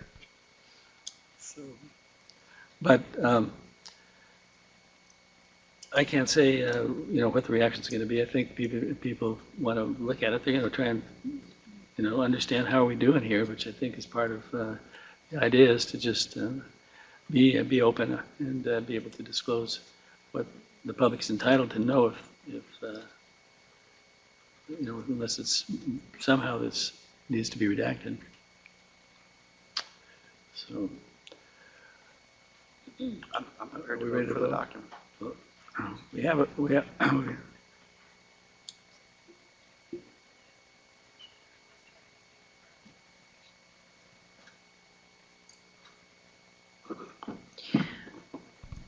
Mr. Chairman, I'll be happy to move the document. I'd like to go back, though, to instead of calling it a separate column for a note, on item J that we've just been talking about, the names of requester or requestors, and any pertinent information.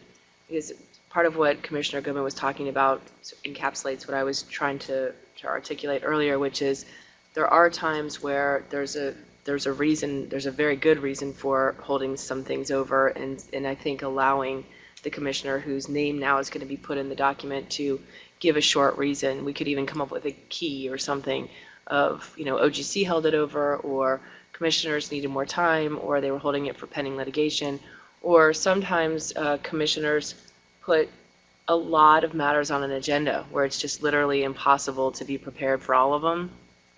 And so sometimes there are unusual circumstances. I don't anticipate that happening next year, but it's happened before. And so I think if you'd be willing to add as a friendly amendment the name of the requester and any pertinent information.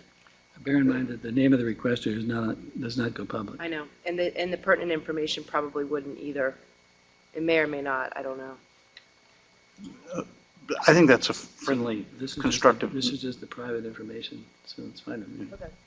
Thank you. When we debated how we proceed previously, I proposed a directive at that time that would have required commissioners to explain their rationale, and I've been prepared to do that. I would vote for that if you want to bring it up again.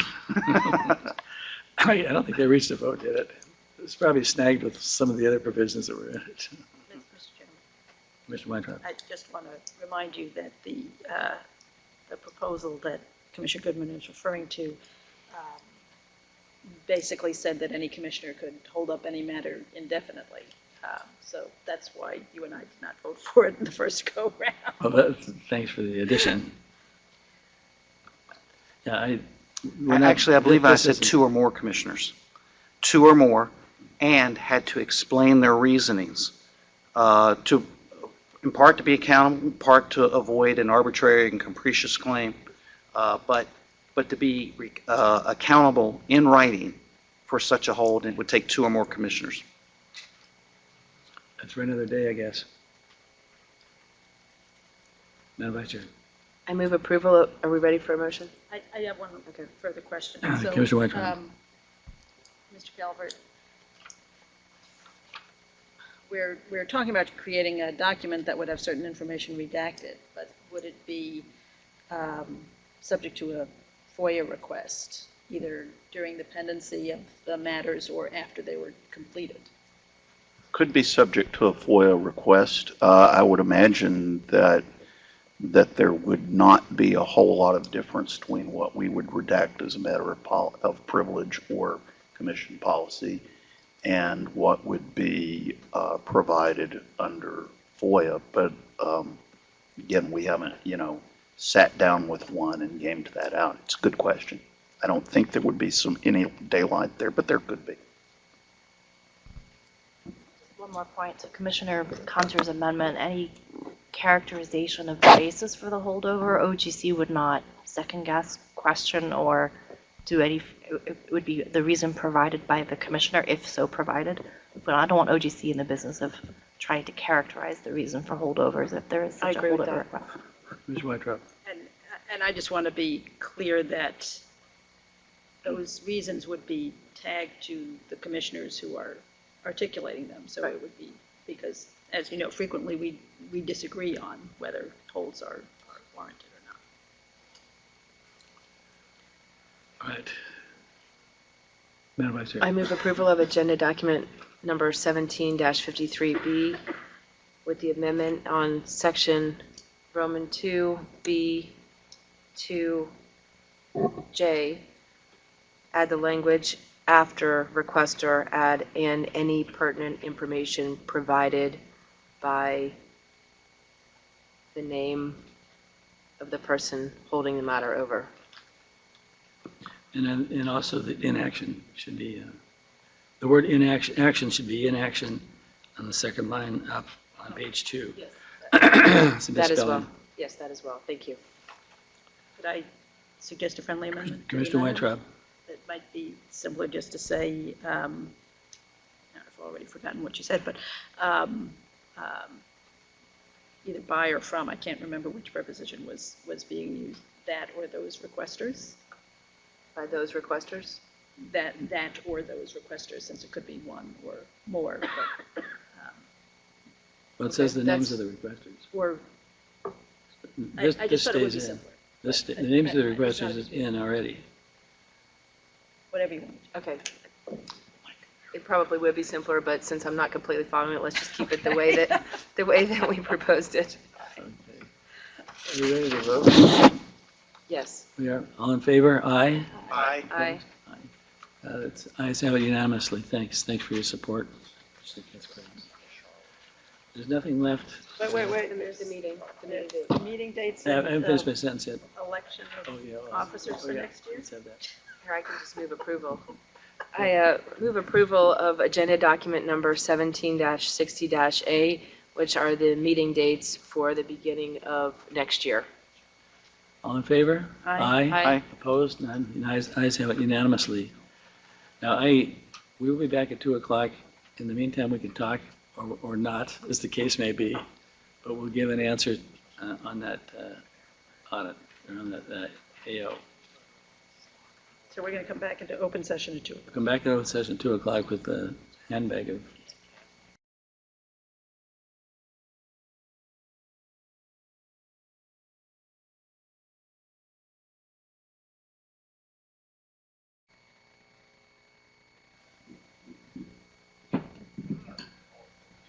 We're now resuming the open session. That was continued since this morning. And we're now on the issue of advisory opinion number 2017-12. With the discussion, we left it that we would try to see if we could reach some kind of a point of view that would meet the satisfaction of all of us. And so we went to lunch instead. I'm just kidding. We did go to lunch, but nevertheless,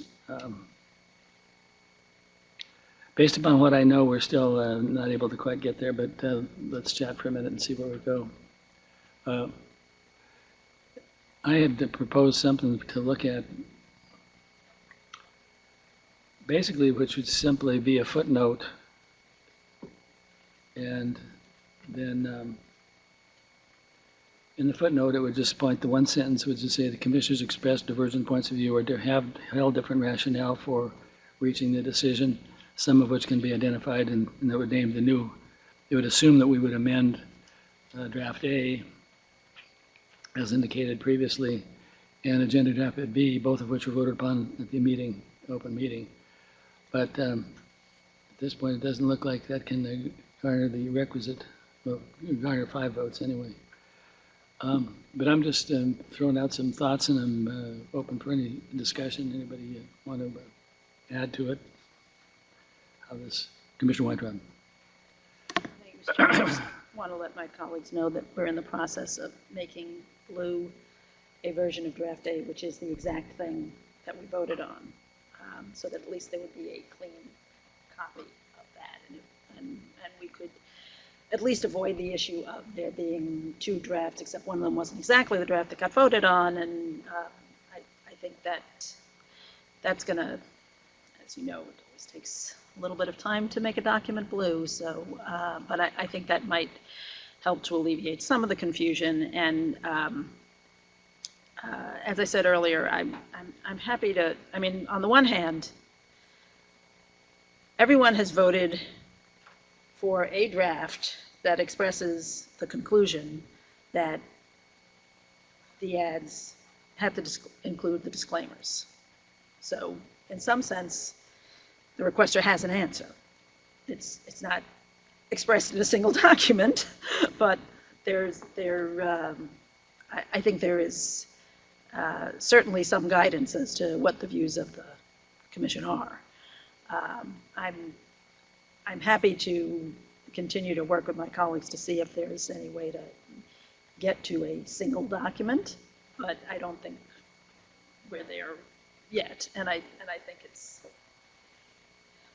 as I said earlier, I think it, sort of writing on the fly and trying to pass language back and forth in the middle of a meeting is not a good process for ending up with a result that everybody feels comfortable with in the end and doesn't wake up the next morning and say, oh my God, we should have changed the word to that because that would have made more sense. I just don't want to find ourselves in that position. Well, we have done this before, and maybe the results weren't perfect, but at least we got a result. Here, my only point on this is that you'd like to have a document that you can actually say, we made a decision. And then from then on, and enough notice to know that there's other points of view out there. It wasn't unanimous. We got 4 votes, though.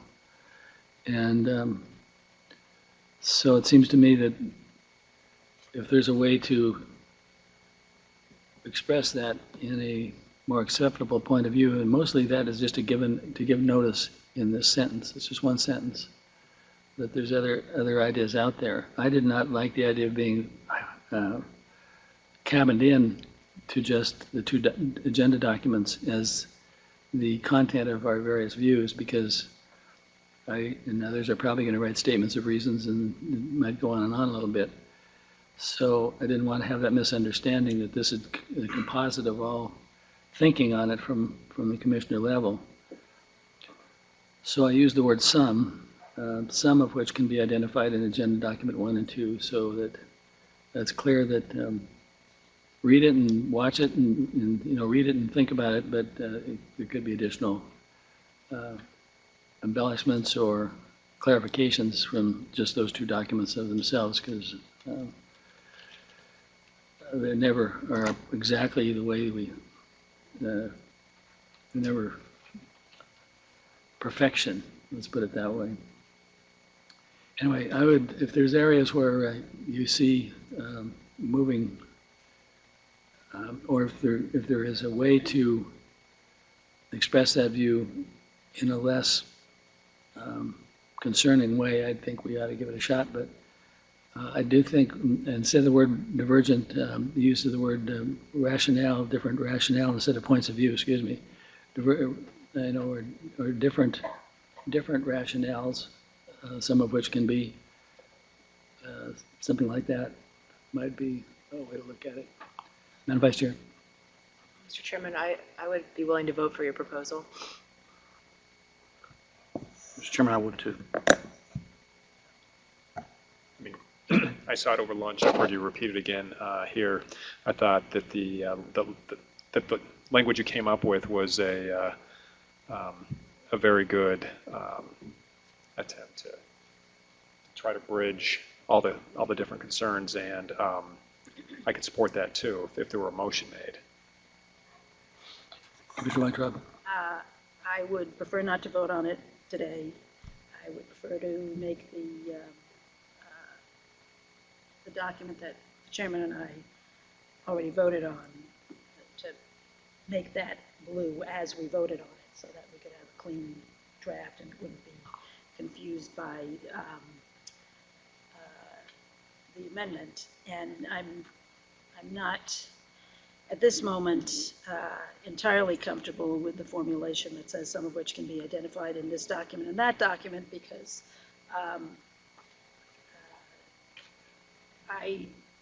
I want, I mean, in some ways this would take me back closer to your original footnote, but I don't want it to be unclear that which draft I supported. I don't want to suggest that there was some consensus on draft B or the rationale in draft B, because I definitely do not agree with that. So if we're going to go down this road, I would prefer greater clarity on which draft was supported. Well, I mean, I'm with you on that, but I don't know. So I'm open to how to get that done. Madam Vice Chair. Perhaps we could drop a footnote to, after each document number, to record the names of the people who voted for that document. And I know you're getting your document blue right now. Since someone has to leave in a little bit, perhaps we could do the vote, and then I believe that would be a technical conforming change, just to add in the number of the document that'll be blue in the next few minutes. So we could do both of those things, and I think that would allay your concern, sounds like. Well, I think we might, if we're going to say we voted for that document, I think we actually have to vote for that document. Let's get the document amended, document A, so that we have that behind us. And no matter what, we're going to do that. So would you like to make a motion for that, to amend it? Just, you'd amend draft A. We are, Well, I guess it never went blue is the concern. we already voted for it and Yeah. we amended it at the table. Right. But in order for somebody to track that, if they were looking back later, they're going to have to sort of check the SIR to listen to the statement. So I thought if we're going to, again, I didn't realize, because I didn't get your draft C until we walked into the meeting, that this was going to be an issue, or I would have done this before we came in today. I thought we could just amend it at the table and it would be fine. But that has now created an area of confusion that I think I would want to see alleviated before we vote on anything. And I think it would, as I understand it from council, I think we have to actually vote on that document. We've already voted. Yeah, we already voted. Right, but that document wasn't in front of us, so it's sort of. So how do we get it done? That's the question. How do we get it done now? Well, it's in the process of being made blue as we speak, I think. So the vote that has already been taken is on draft A, subject to amendments at the table, and the new document is actually a version of that. It reflects the amendments that were made at the table in the document. So as a technical matter, there is no draft A-1 right now. So we call it for the public A1? to vote on. Draft A1? But it doesn't exist yet. I understand. The problem is you don't technically need to vote again on the motion that's already been made. The problem is your vote certification doesn't reflect that it was draft A1. Right. So the paper trail concern is still not quite looped all together, if that. I think the question is whether it has to or not, but it's a matter of preference to try and make sure that there's no misunderstanding as to what document it was. So, I mean, I support. Right, so my answer is it doesn't have to be, but if you're trying to link up all the steps, the certification as current will not say A1. We can't say we voted for draft A1 because technically speaking we didn't, although it will reflect the text that we voted for. Then why can't you say the first A, if it's going to reflect the text that we voted for, that you voted for? Well, it won't, because the first draft A was amended at the table, so it's not going to be the same document. So when we vote on a document, I say, oh, and I'd like to change this one word, you're saying the document's not changed. The motion says that. Yeah, so the motion says that, and then if we adopt it, then there is a final draft. There's a final version of that, and that reflects the changes. But in this case, there won't be a final version of it because we didn't adopt the document. So we have to create the final version. So should we need a motion to do that, or is it being done already? As I understand, Well, I think something's what we going would- on blue right now. I think what What we is would it? have to do to clean it up at this point, and again, if I had known we were going to have a draft C that wanted to refer to these documents, that I would have done it before the meeting, but I didn't know that. But I think there may be other ways of doing this, but one way of doing it would be to move to reconsider the vote on draft A and then have a new vote on draft A1, but we have to wait until that document is on blue and it's in front of us before we could do that. And having said all of that, I still personally would like a little bit more time to think about the language. To think about which language? The language that is being proposed in the draft C. The language about the express diversion Yes. rationales? Yes. You want to think about that? Yes. Yeah, it was handed to me 5 minutes ago, and I'd like to think about it. Well, before I vote. it's the same sentiment that we've been talking about since this morning. Actually, since last night. Yeah, for a while now. It's the same. If I didn't- we can't agree on a couple of words, Well, there must be some words that work. I see the point. I think I there see the might be. point I'd about like more than diversion. 5 minutes to think about it, though. I think we've had more than 5 minutes.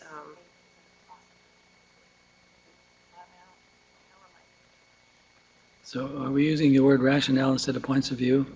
But I think that was your change, Steve. I'm Steve, happy. we're working on a draft that's in front of you that maybe, No. it's not like a blue document that everybody has. Yeah, I apologize.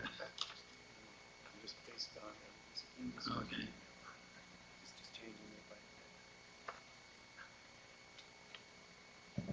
Mr. Chairman, Yeah. I would just, like to thank Commissioner you and Commissioner Peterson for offering what I view is about 3 or 4, we're going on 4 constructive solutions to this, all of which, some of which are more explicit and cite the actual documents that are in the historical record.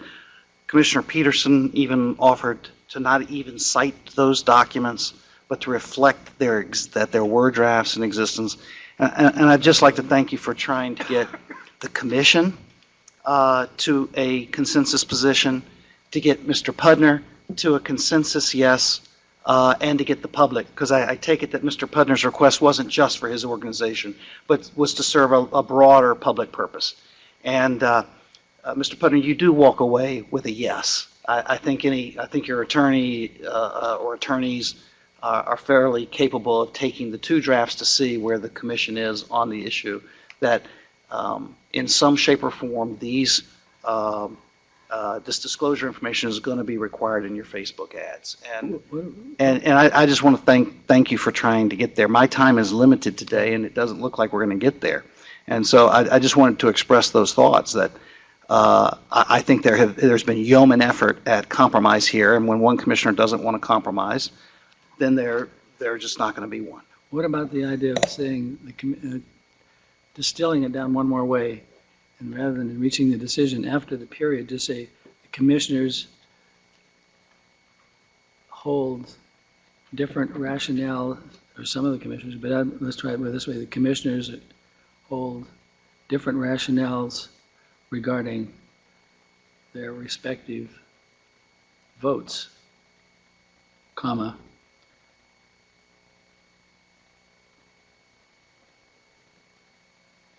some of which can be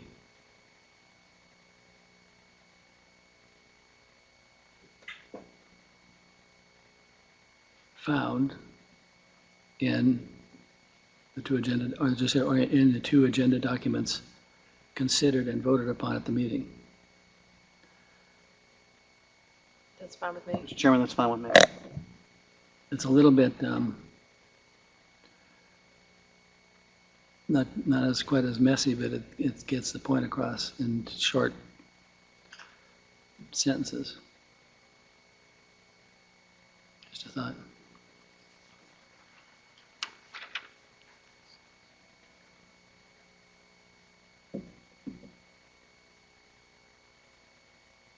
no matter what we need to, what does it take to get on Blue these days?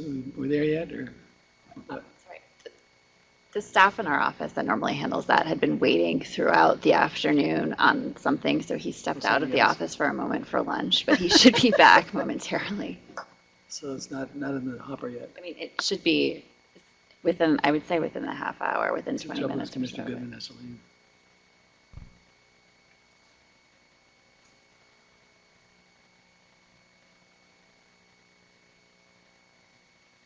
Is there a way to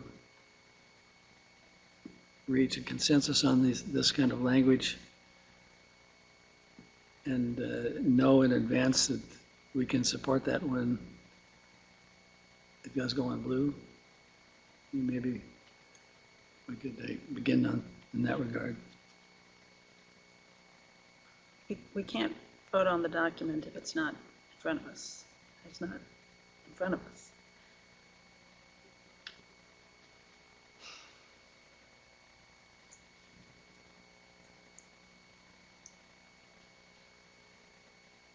I'm sorry, we can vote on draft C as edited at the table.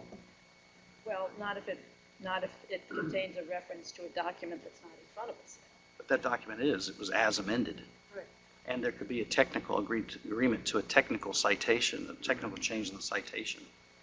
Well, I don't It think could we say draft A as amended, and then it could say paren, subsequently released as draft D, or whatever A2 or A, whatever that document, because we're not going to vote again on that document. We've had the vote on that document as amended. So we're not anticipating another vote. Well, If it's worried about what we're citing, we can arrange the proper citation for that. Well, that's what I'm unclear on. I don't think we can just swap out the document and say this is the thing we voted on when it wasn't actually. No, the proper citation will be draft A as amended, and then you could put in subsequently provided or made blue or made public as draft or whatever the new notation is. Does that work? We're all shaking our heads yes, so we're going to go with yes, that works. The record is sufficiently clear and it is identical in substance to the motion originally taken.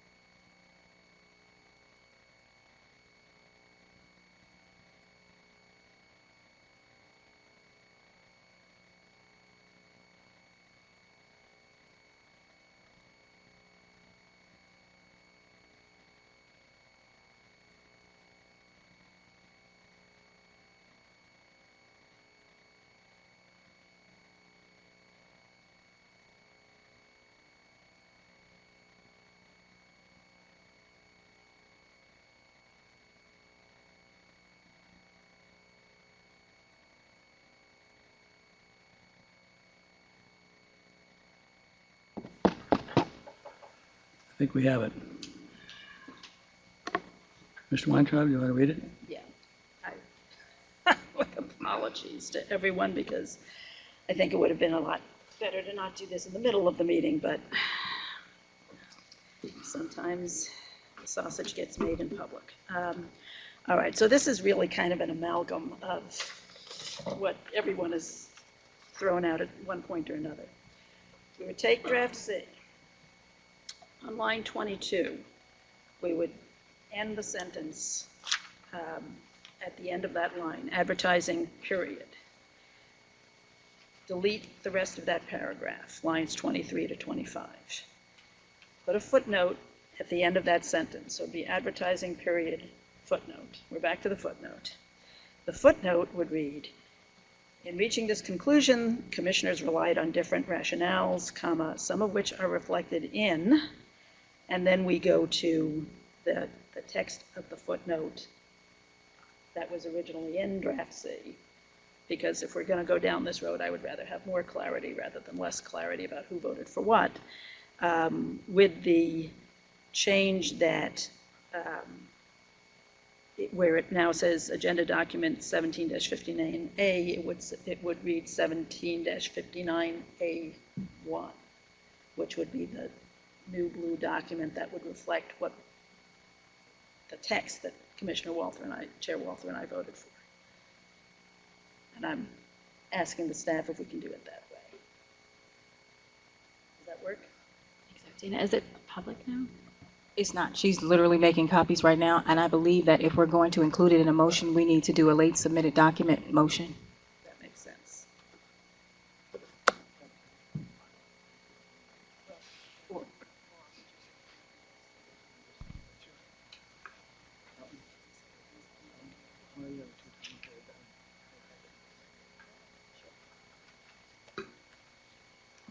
So I just want to get clarification from council. Can I? Okay. Yes. They're going to be made right now.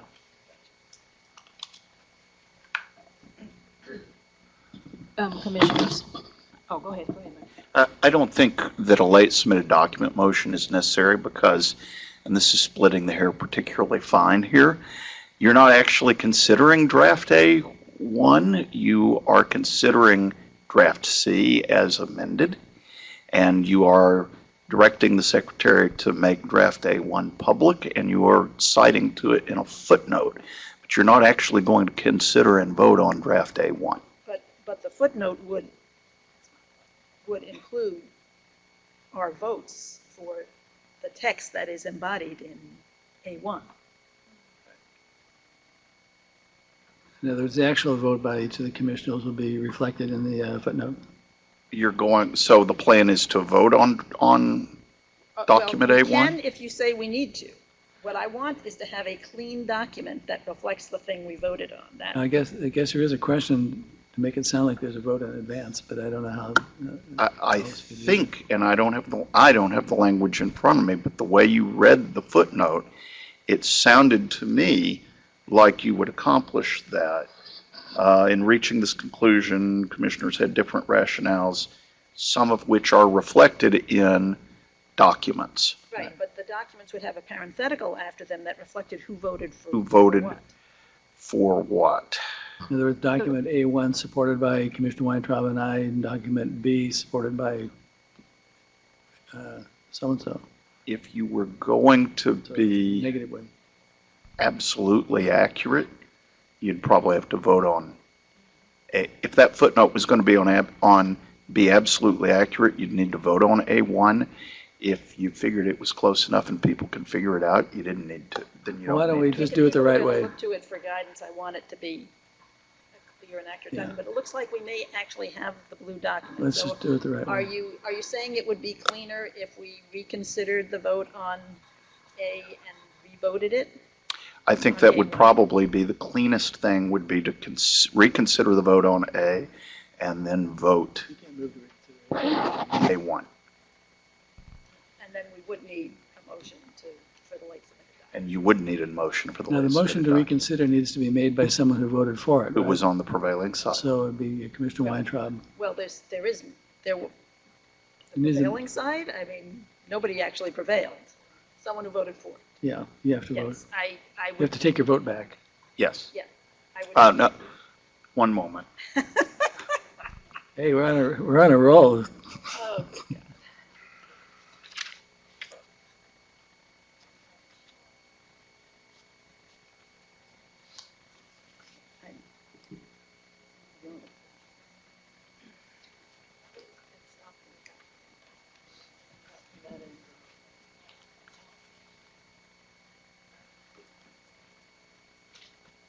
I think they must have found that.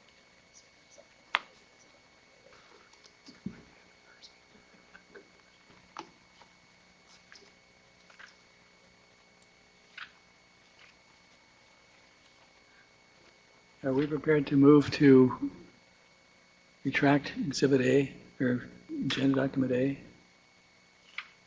We're just following the right steps? Well, you were gonna Yeah, one consult moment, with Mr. yourself. Chairman. Right.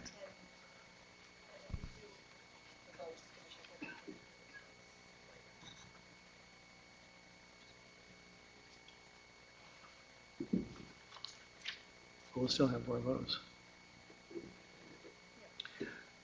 Motion to reconsider can only be made by a member who voted on the prevailing side, which that would mean since the motion failed, it would need to be a member who voted against that motion who made the motion to Yeah, we're reconsider. familiar with that approach. Do I hear a motion? Yes, Mr. Chairman, thank you. I move to reconsider the vote that was made with respect to agenda document number 17-59A. Thank you. All in favor? Aye. Opposed? None. The ayes have it unanimously. Commissioner Peterson to vote, Petitioner Goodman to be vote, Commissioner Goodman to vote maybe later. Okay? We need a late submitted document motion now for agenda document 17-59. Madam Vice Chair? So moved. Good enough for me. Good enough for me, too. Call the question, Mrs. Chair. Seriously? Okay. We have to vote on it. We so moved. All in favor? Aye. Aye. Opposed? None. Motion's unanimous with the time left for Commissioner Goodman to vote. Okay, my turn. Commissioner Weintraub. Thank you, Mr. Chairman. I move approval of a proposed answer to a advisory opinion request 2017-12 from Take Back Action Fund as reflected in agenda document number 17-59A-1. All in favor? Aye. Opposed? No. Okay, right now we're deadlocking 2-2. Commissioner Weintraub voted in favor. I voted in favor. The vice chair voted against, along with Commissioner Peterson, and we'll leave a space available. But by definition, the motion will fail. Yeah, of course. Because we can't get to 4 from there. Exactly. All right. Now that we've done all that, do I need to repeat the motion? Did I make a motion before on I don't vacancy? believe you did make a motion All right. before. Can how about this, and you tell me if this motion works. I move to approve an amended version of draft C of the response to advisory opinion request 2017-12 from Take Back Action Fund as set forth in agenda document 17-59-C and as amended as I previously described at the table. That motion's in order. Thank you, Mr. Kell. Where would we be without you? For sure. Prepared to vote? All in favor? Aye. Aye. Aye. Opposed? None. The ayes have it. We have 4 votes. Leave a space for Commissioner Goodman. Thank you for your patience. Thank you. You have it. Thanks for your patience. More complicated than I Thanks. anticipated. Made it.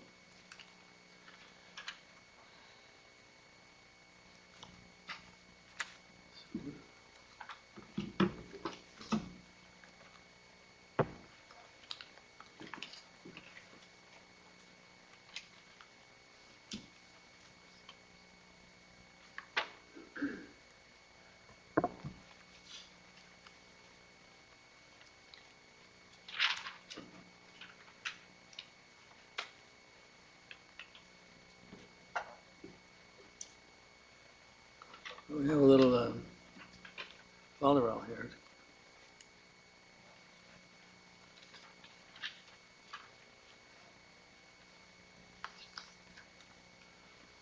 All right, we'll now proceed for election of officers. Let me just say that as I step down from this position, it's been a very enjoyable year. The usual ups and downs and frustrations and that kind of thing, but overall, I've completely enjoyed it. I want to thank my commissioners for working on these matters, and as we all know, we have different points of view, but we ultimately inch ahead most of the way, most of the time, to get the job done for the public. So I consider this a very good year in that regard. I have the utmost respect and affection for the staff. They work so hard for us, and they do not get the kind of recognition they're entitled to get. But at this particular moment, I'd like to just say that one more time. It's really been quite great working with staff throughout this whole year. Commissioner, Madam Vice Chair, for a few minutes. Thank you, Mr. Chair. I just want to say it's been a pleasure working with you this year. I enjoy our chats both on the substance and talking about kids, grandkids, hunting, trips, fishing, all kinds of interesting things that we talk about. And Wyatt in particular, it's been really fun to hear and watch Wyatt grow up. He graduated from high school in June, and he started college at Occidental College in California and just finished his first semester, I think yesterday or today. And so we're all proud of Wyatt, and glad he's enjoying his school so far. Steve is always a true gentleman, and he's always willing to listen to the other side. And I'm always trying, but I pretend like I have some success, but the truth is there's not a whole lot. But at least he's always willing to listen and consider the other side, and I appreciate that very much. He and his staff, as I said, have been great to work with, and so thank you to Tom, Shauna, Shelley. I don't know if Shelley's in here, but thank you guys so much for everything throughout the year. And thank you so much, Steve. We have a little something for you from the commissioner. These can be disappointed not to be here for this, but my understanding is that the last time that you were chair, you didn't get a gavel. That's what I'm told. I hope that's true. Just say, no, I don't have one. Okay.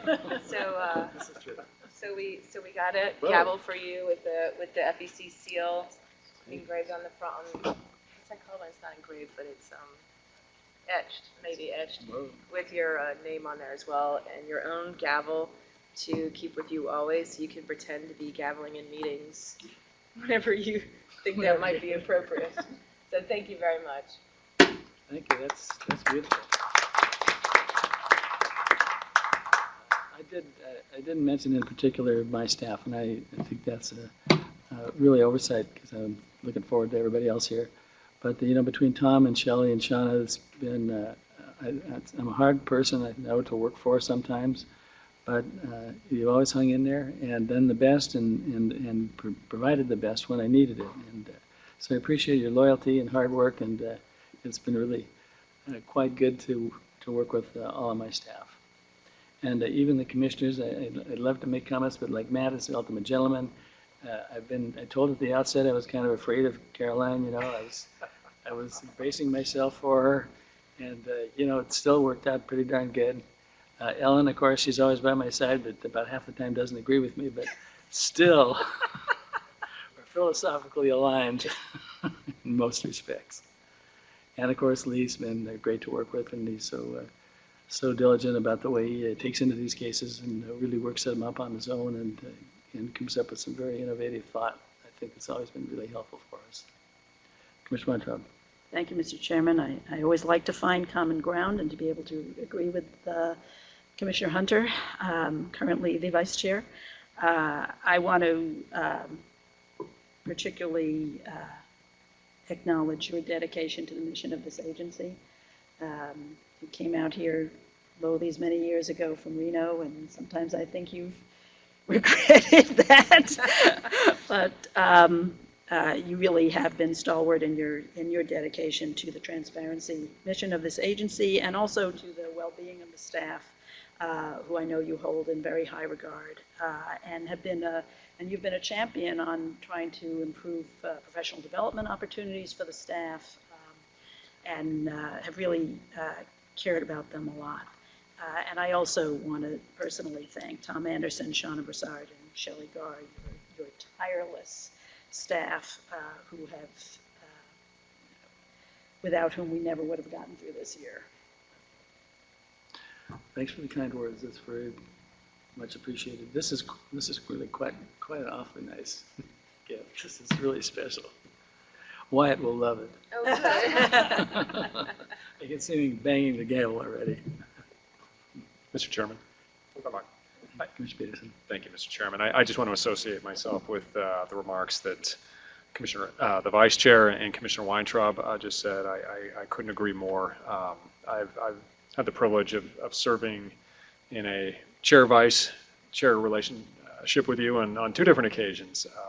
Once when you were the chair and I was the vice chair, and then vice versa last year. And whether we were operating in that leadership capacity or just when we have been just regular run-of-the-mill commissioners, it has always been a pleasure to work with you. I've greatly appreciated your professionalism, the dignified manner in which you go about your work, but I've most appreciated your friendship. I've always enjoyed the genuine nature of your personality and just the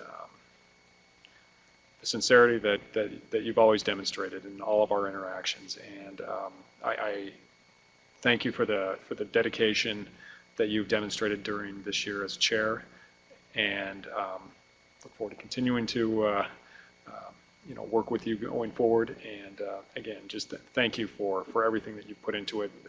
I say it. I think we say it every year. The chairmanship brings on a lot of responsibilities and very few perks, and there's a certain amount of burden that goes along with it, and it's a real testament to your leadership that you've been able to accomplish a great deal and do it without buckling under the pressure that sometimes is placed upon you. So congratulations on a wonderful chairmanship. Thank you very much. So we come to election of officers. Anybody willing to run? Commissioner Peterson. Mr. Chairman, I would like to make a nomination. It is my privilege to nominate Commissioner Weintraub to be Commission Vice Chair in 2018. We all know, well, maybe not everybody knows, but I'm going to give just a brief recap of the distinguished career that Commissioner Weintraub's had. She is a graduate of Yale and also Harvard Law School, and she had a very distinguished career before she joined the commission at the House Ethics Committee and also as counsel at Perkins Coie. But notwithstanding all the achievements she's had academically, professionally, I know that her true pride is her family. She and her husband are the proud parents of 3 children, one of whom is currently in China teaching English.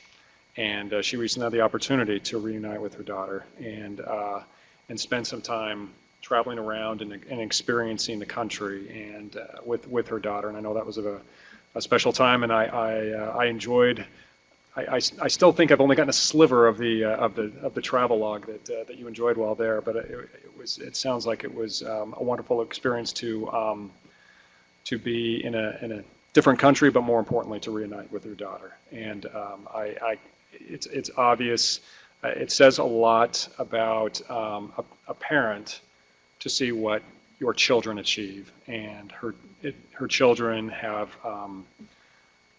been volunteers in many different foreign countries to serve those who are underprivileged and help those who are, we enjoy so much in this country, and they're willing to go over and live in less than ideal circumstances in order to help those who are living in less than ideal circumstances. And I think that speaks highly of Ellen's character, that she's raised daughters who have been so willing to commit to service of that sort.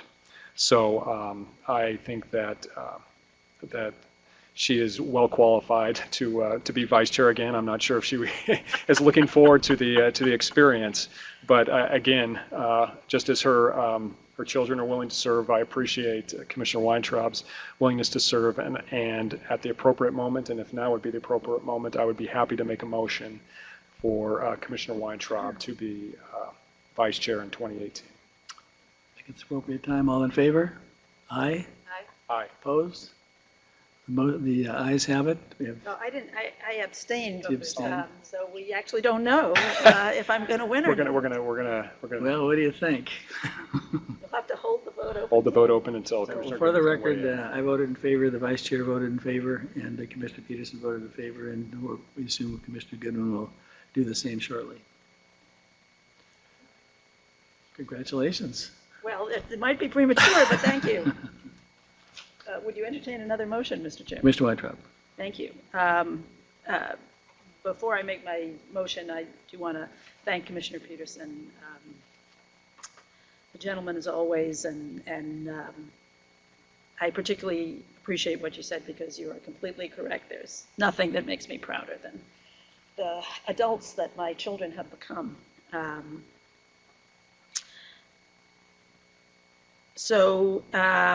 Moving on, I would like to make a motion to nominate the next chair of the commission for 2018. 2018 will mark Caroline Hunter's 10th year as a commissioner of the Federal Election Commission.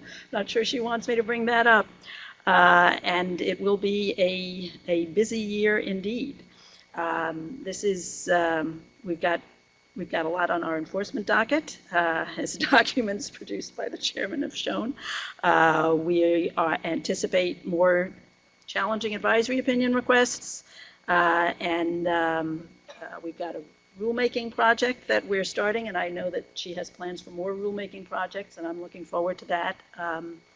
And I hope we will all be working together hard to protect our elections from foreign interference, in part through that rulemaking project. This will be Caroline's second turn as chair of the FEC, and the last time she was chair of the FEC, I was also the vice chair, so this is, as the chairman might say, not our first rodeo. So I know she is qualified to do this because she's done it before. Now, interestingly enough, the last time I was in the position of nominating Caroline for a leadership position, it was not this past time, but the last time she was vice chair at the end of 2010, which was a banner year because it was the first time we had an all-female leadership team at the commission. I know there's a lot of people in town these days and throughout the country who think we need more women in leadership positions. So I'm here to say here at the FEC, we got you covered. So this will be the third time that we have an all-female leadership team at the commission. So now it's becoming sort of no big deal anymore. Caroline also has a long roster of distinguished positions that she held before. She served as vice chair of the U.S. Election Assistance Commission, deputy director of the White House Office of Public Liaison, and executive officer at DHS's Office of Citizenship and Immigration Services Ombudsman.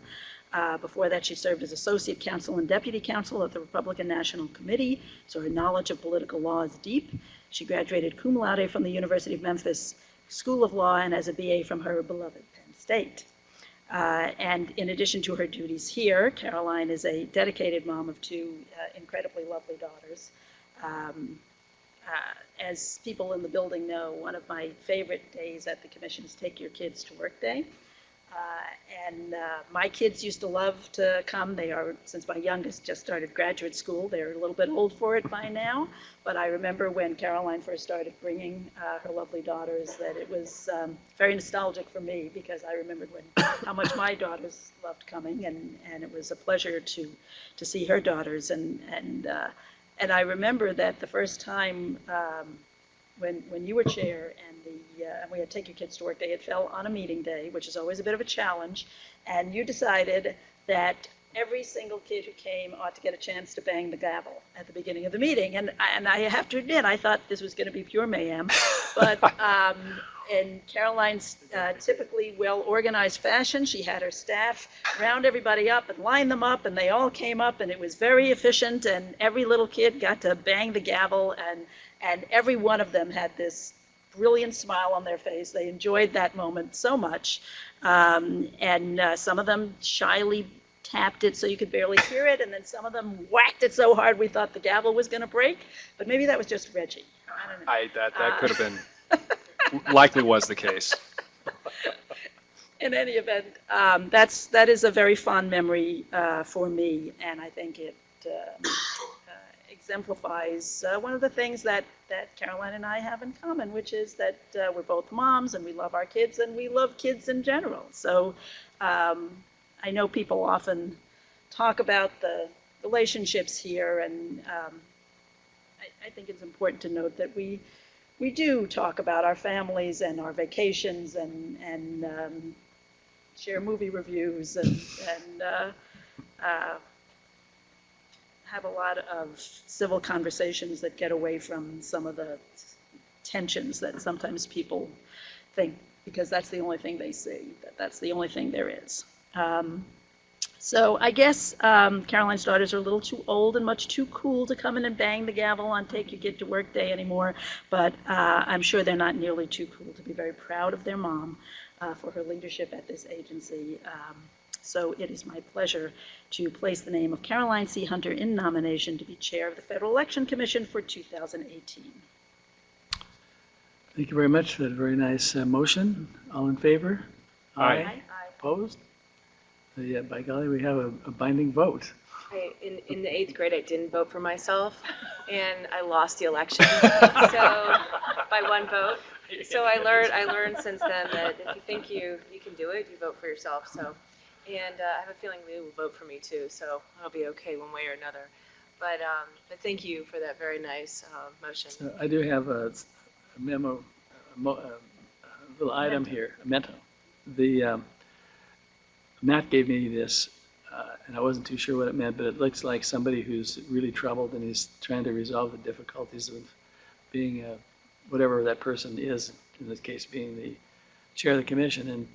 And then last year, maybe it was you that added the hat. I think that was former Commissioner Rabble. Commissioner Rabble who added it. Yeah, she gave it to me with the little hat. I I'm not too added sure the. the symbolism. You should be able to tell easily what I added to it. Just look in the front. Not to be used for bribing? No. Oh, the Dodgers. Yes, the Yeah, I know, Dodger that's sticker. right. That is. But I have my own too, and I thought, well, okay, when people are really troubled and things are tough and you can't get along very well, you go to the rodeo. And so I have a little insignia for the Reno Rodeo. Any of you should go at any time if you have any question about having a good time. It's home to me. My mom worked for the first Reno Rodeo back in 1936. And we've been going to the Reno Rodeo ever since. So this is for you. Thank you, Steve. I appreciate it. Very pensive looking. Very exciting. I'll put it here so everyone can see. Thank you. And thank you, Ellen, for your nice motion. I appreciate it. I should have added, I meant to, and I forgot to, I also wanted to compliment your very hardworking staff, Eric Brown, Lindsay Melody, and Amy Rothstein, and say that I'm looking forward to working with the entire Hunter office. Thank you. They are terrific. Thank you for mentioning them. I echo that for sure. Thank you. I look forward to working with all of you next year and all of the very capable staff here at the FEC, who, as somebody mentioned, this is my second time doing this, so I know what's going on. It's, as Peterson said, it's a job that adds a lot of responsibilities without a lot of perks, but I'm looking forward to it. I think it's a lot. There are a lot of challenges coming up for us, but they're exciting ones, and I think we will tackle them as best we can together. And as Ellen said, we don't agree on everything, but there are a lot of management things that we've agreed on in the past, and I hope to continue to do that working with her next year. I thank all of the dedicated staff here at the FEC, and I look forward to working with you next year. Thank you very much. Well, I think that wraps it up. And is there any management or administrative matters? There are none, sir. Okay, thanks. The meeting is adjourned. And best of luck. We'll be behind you.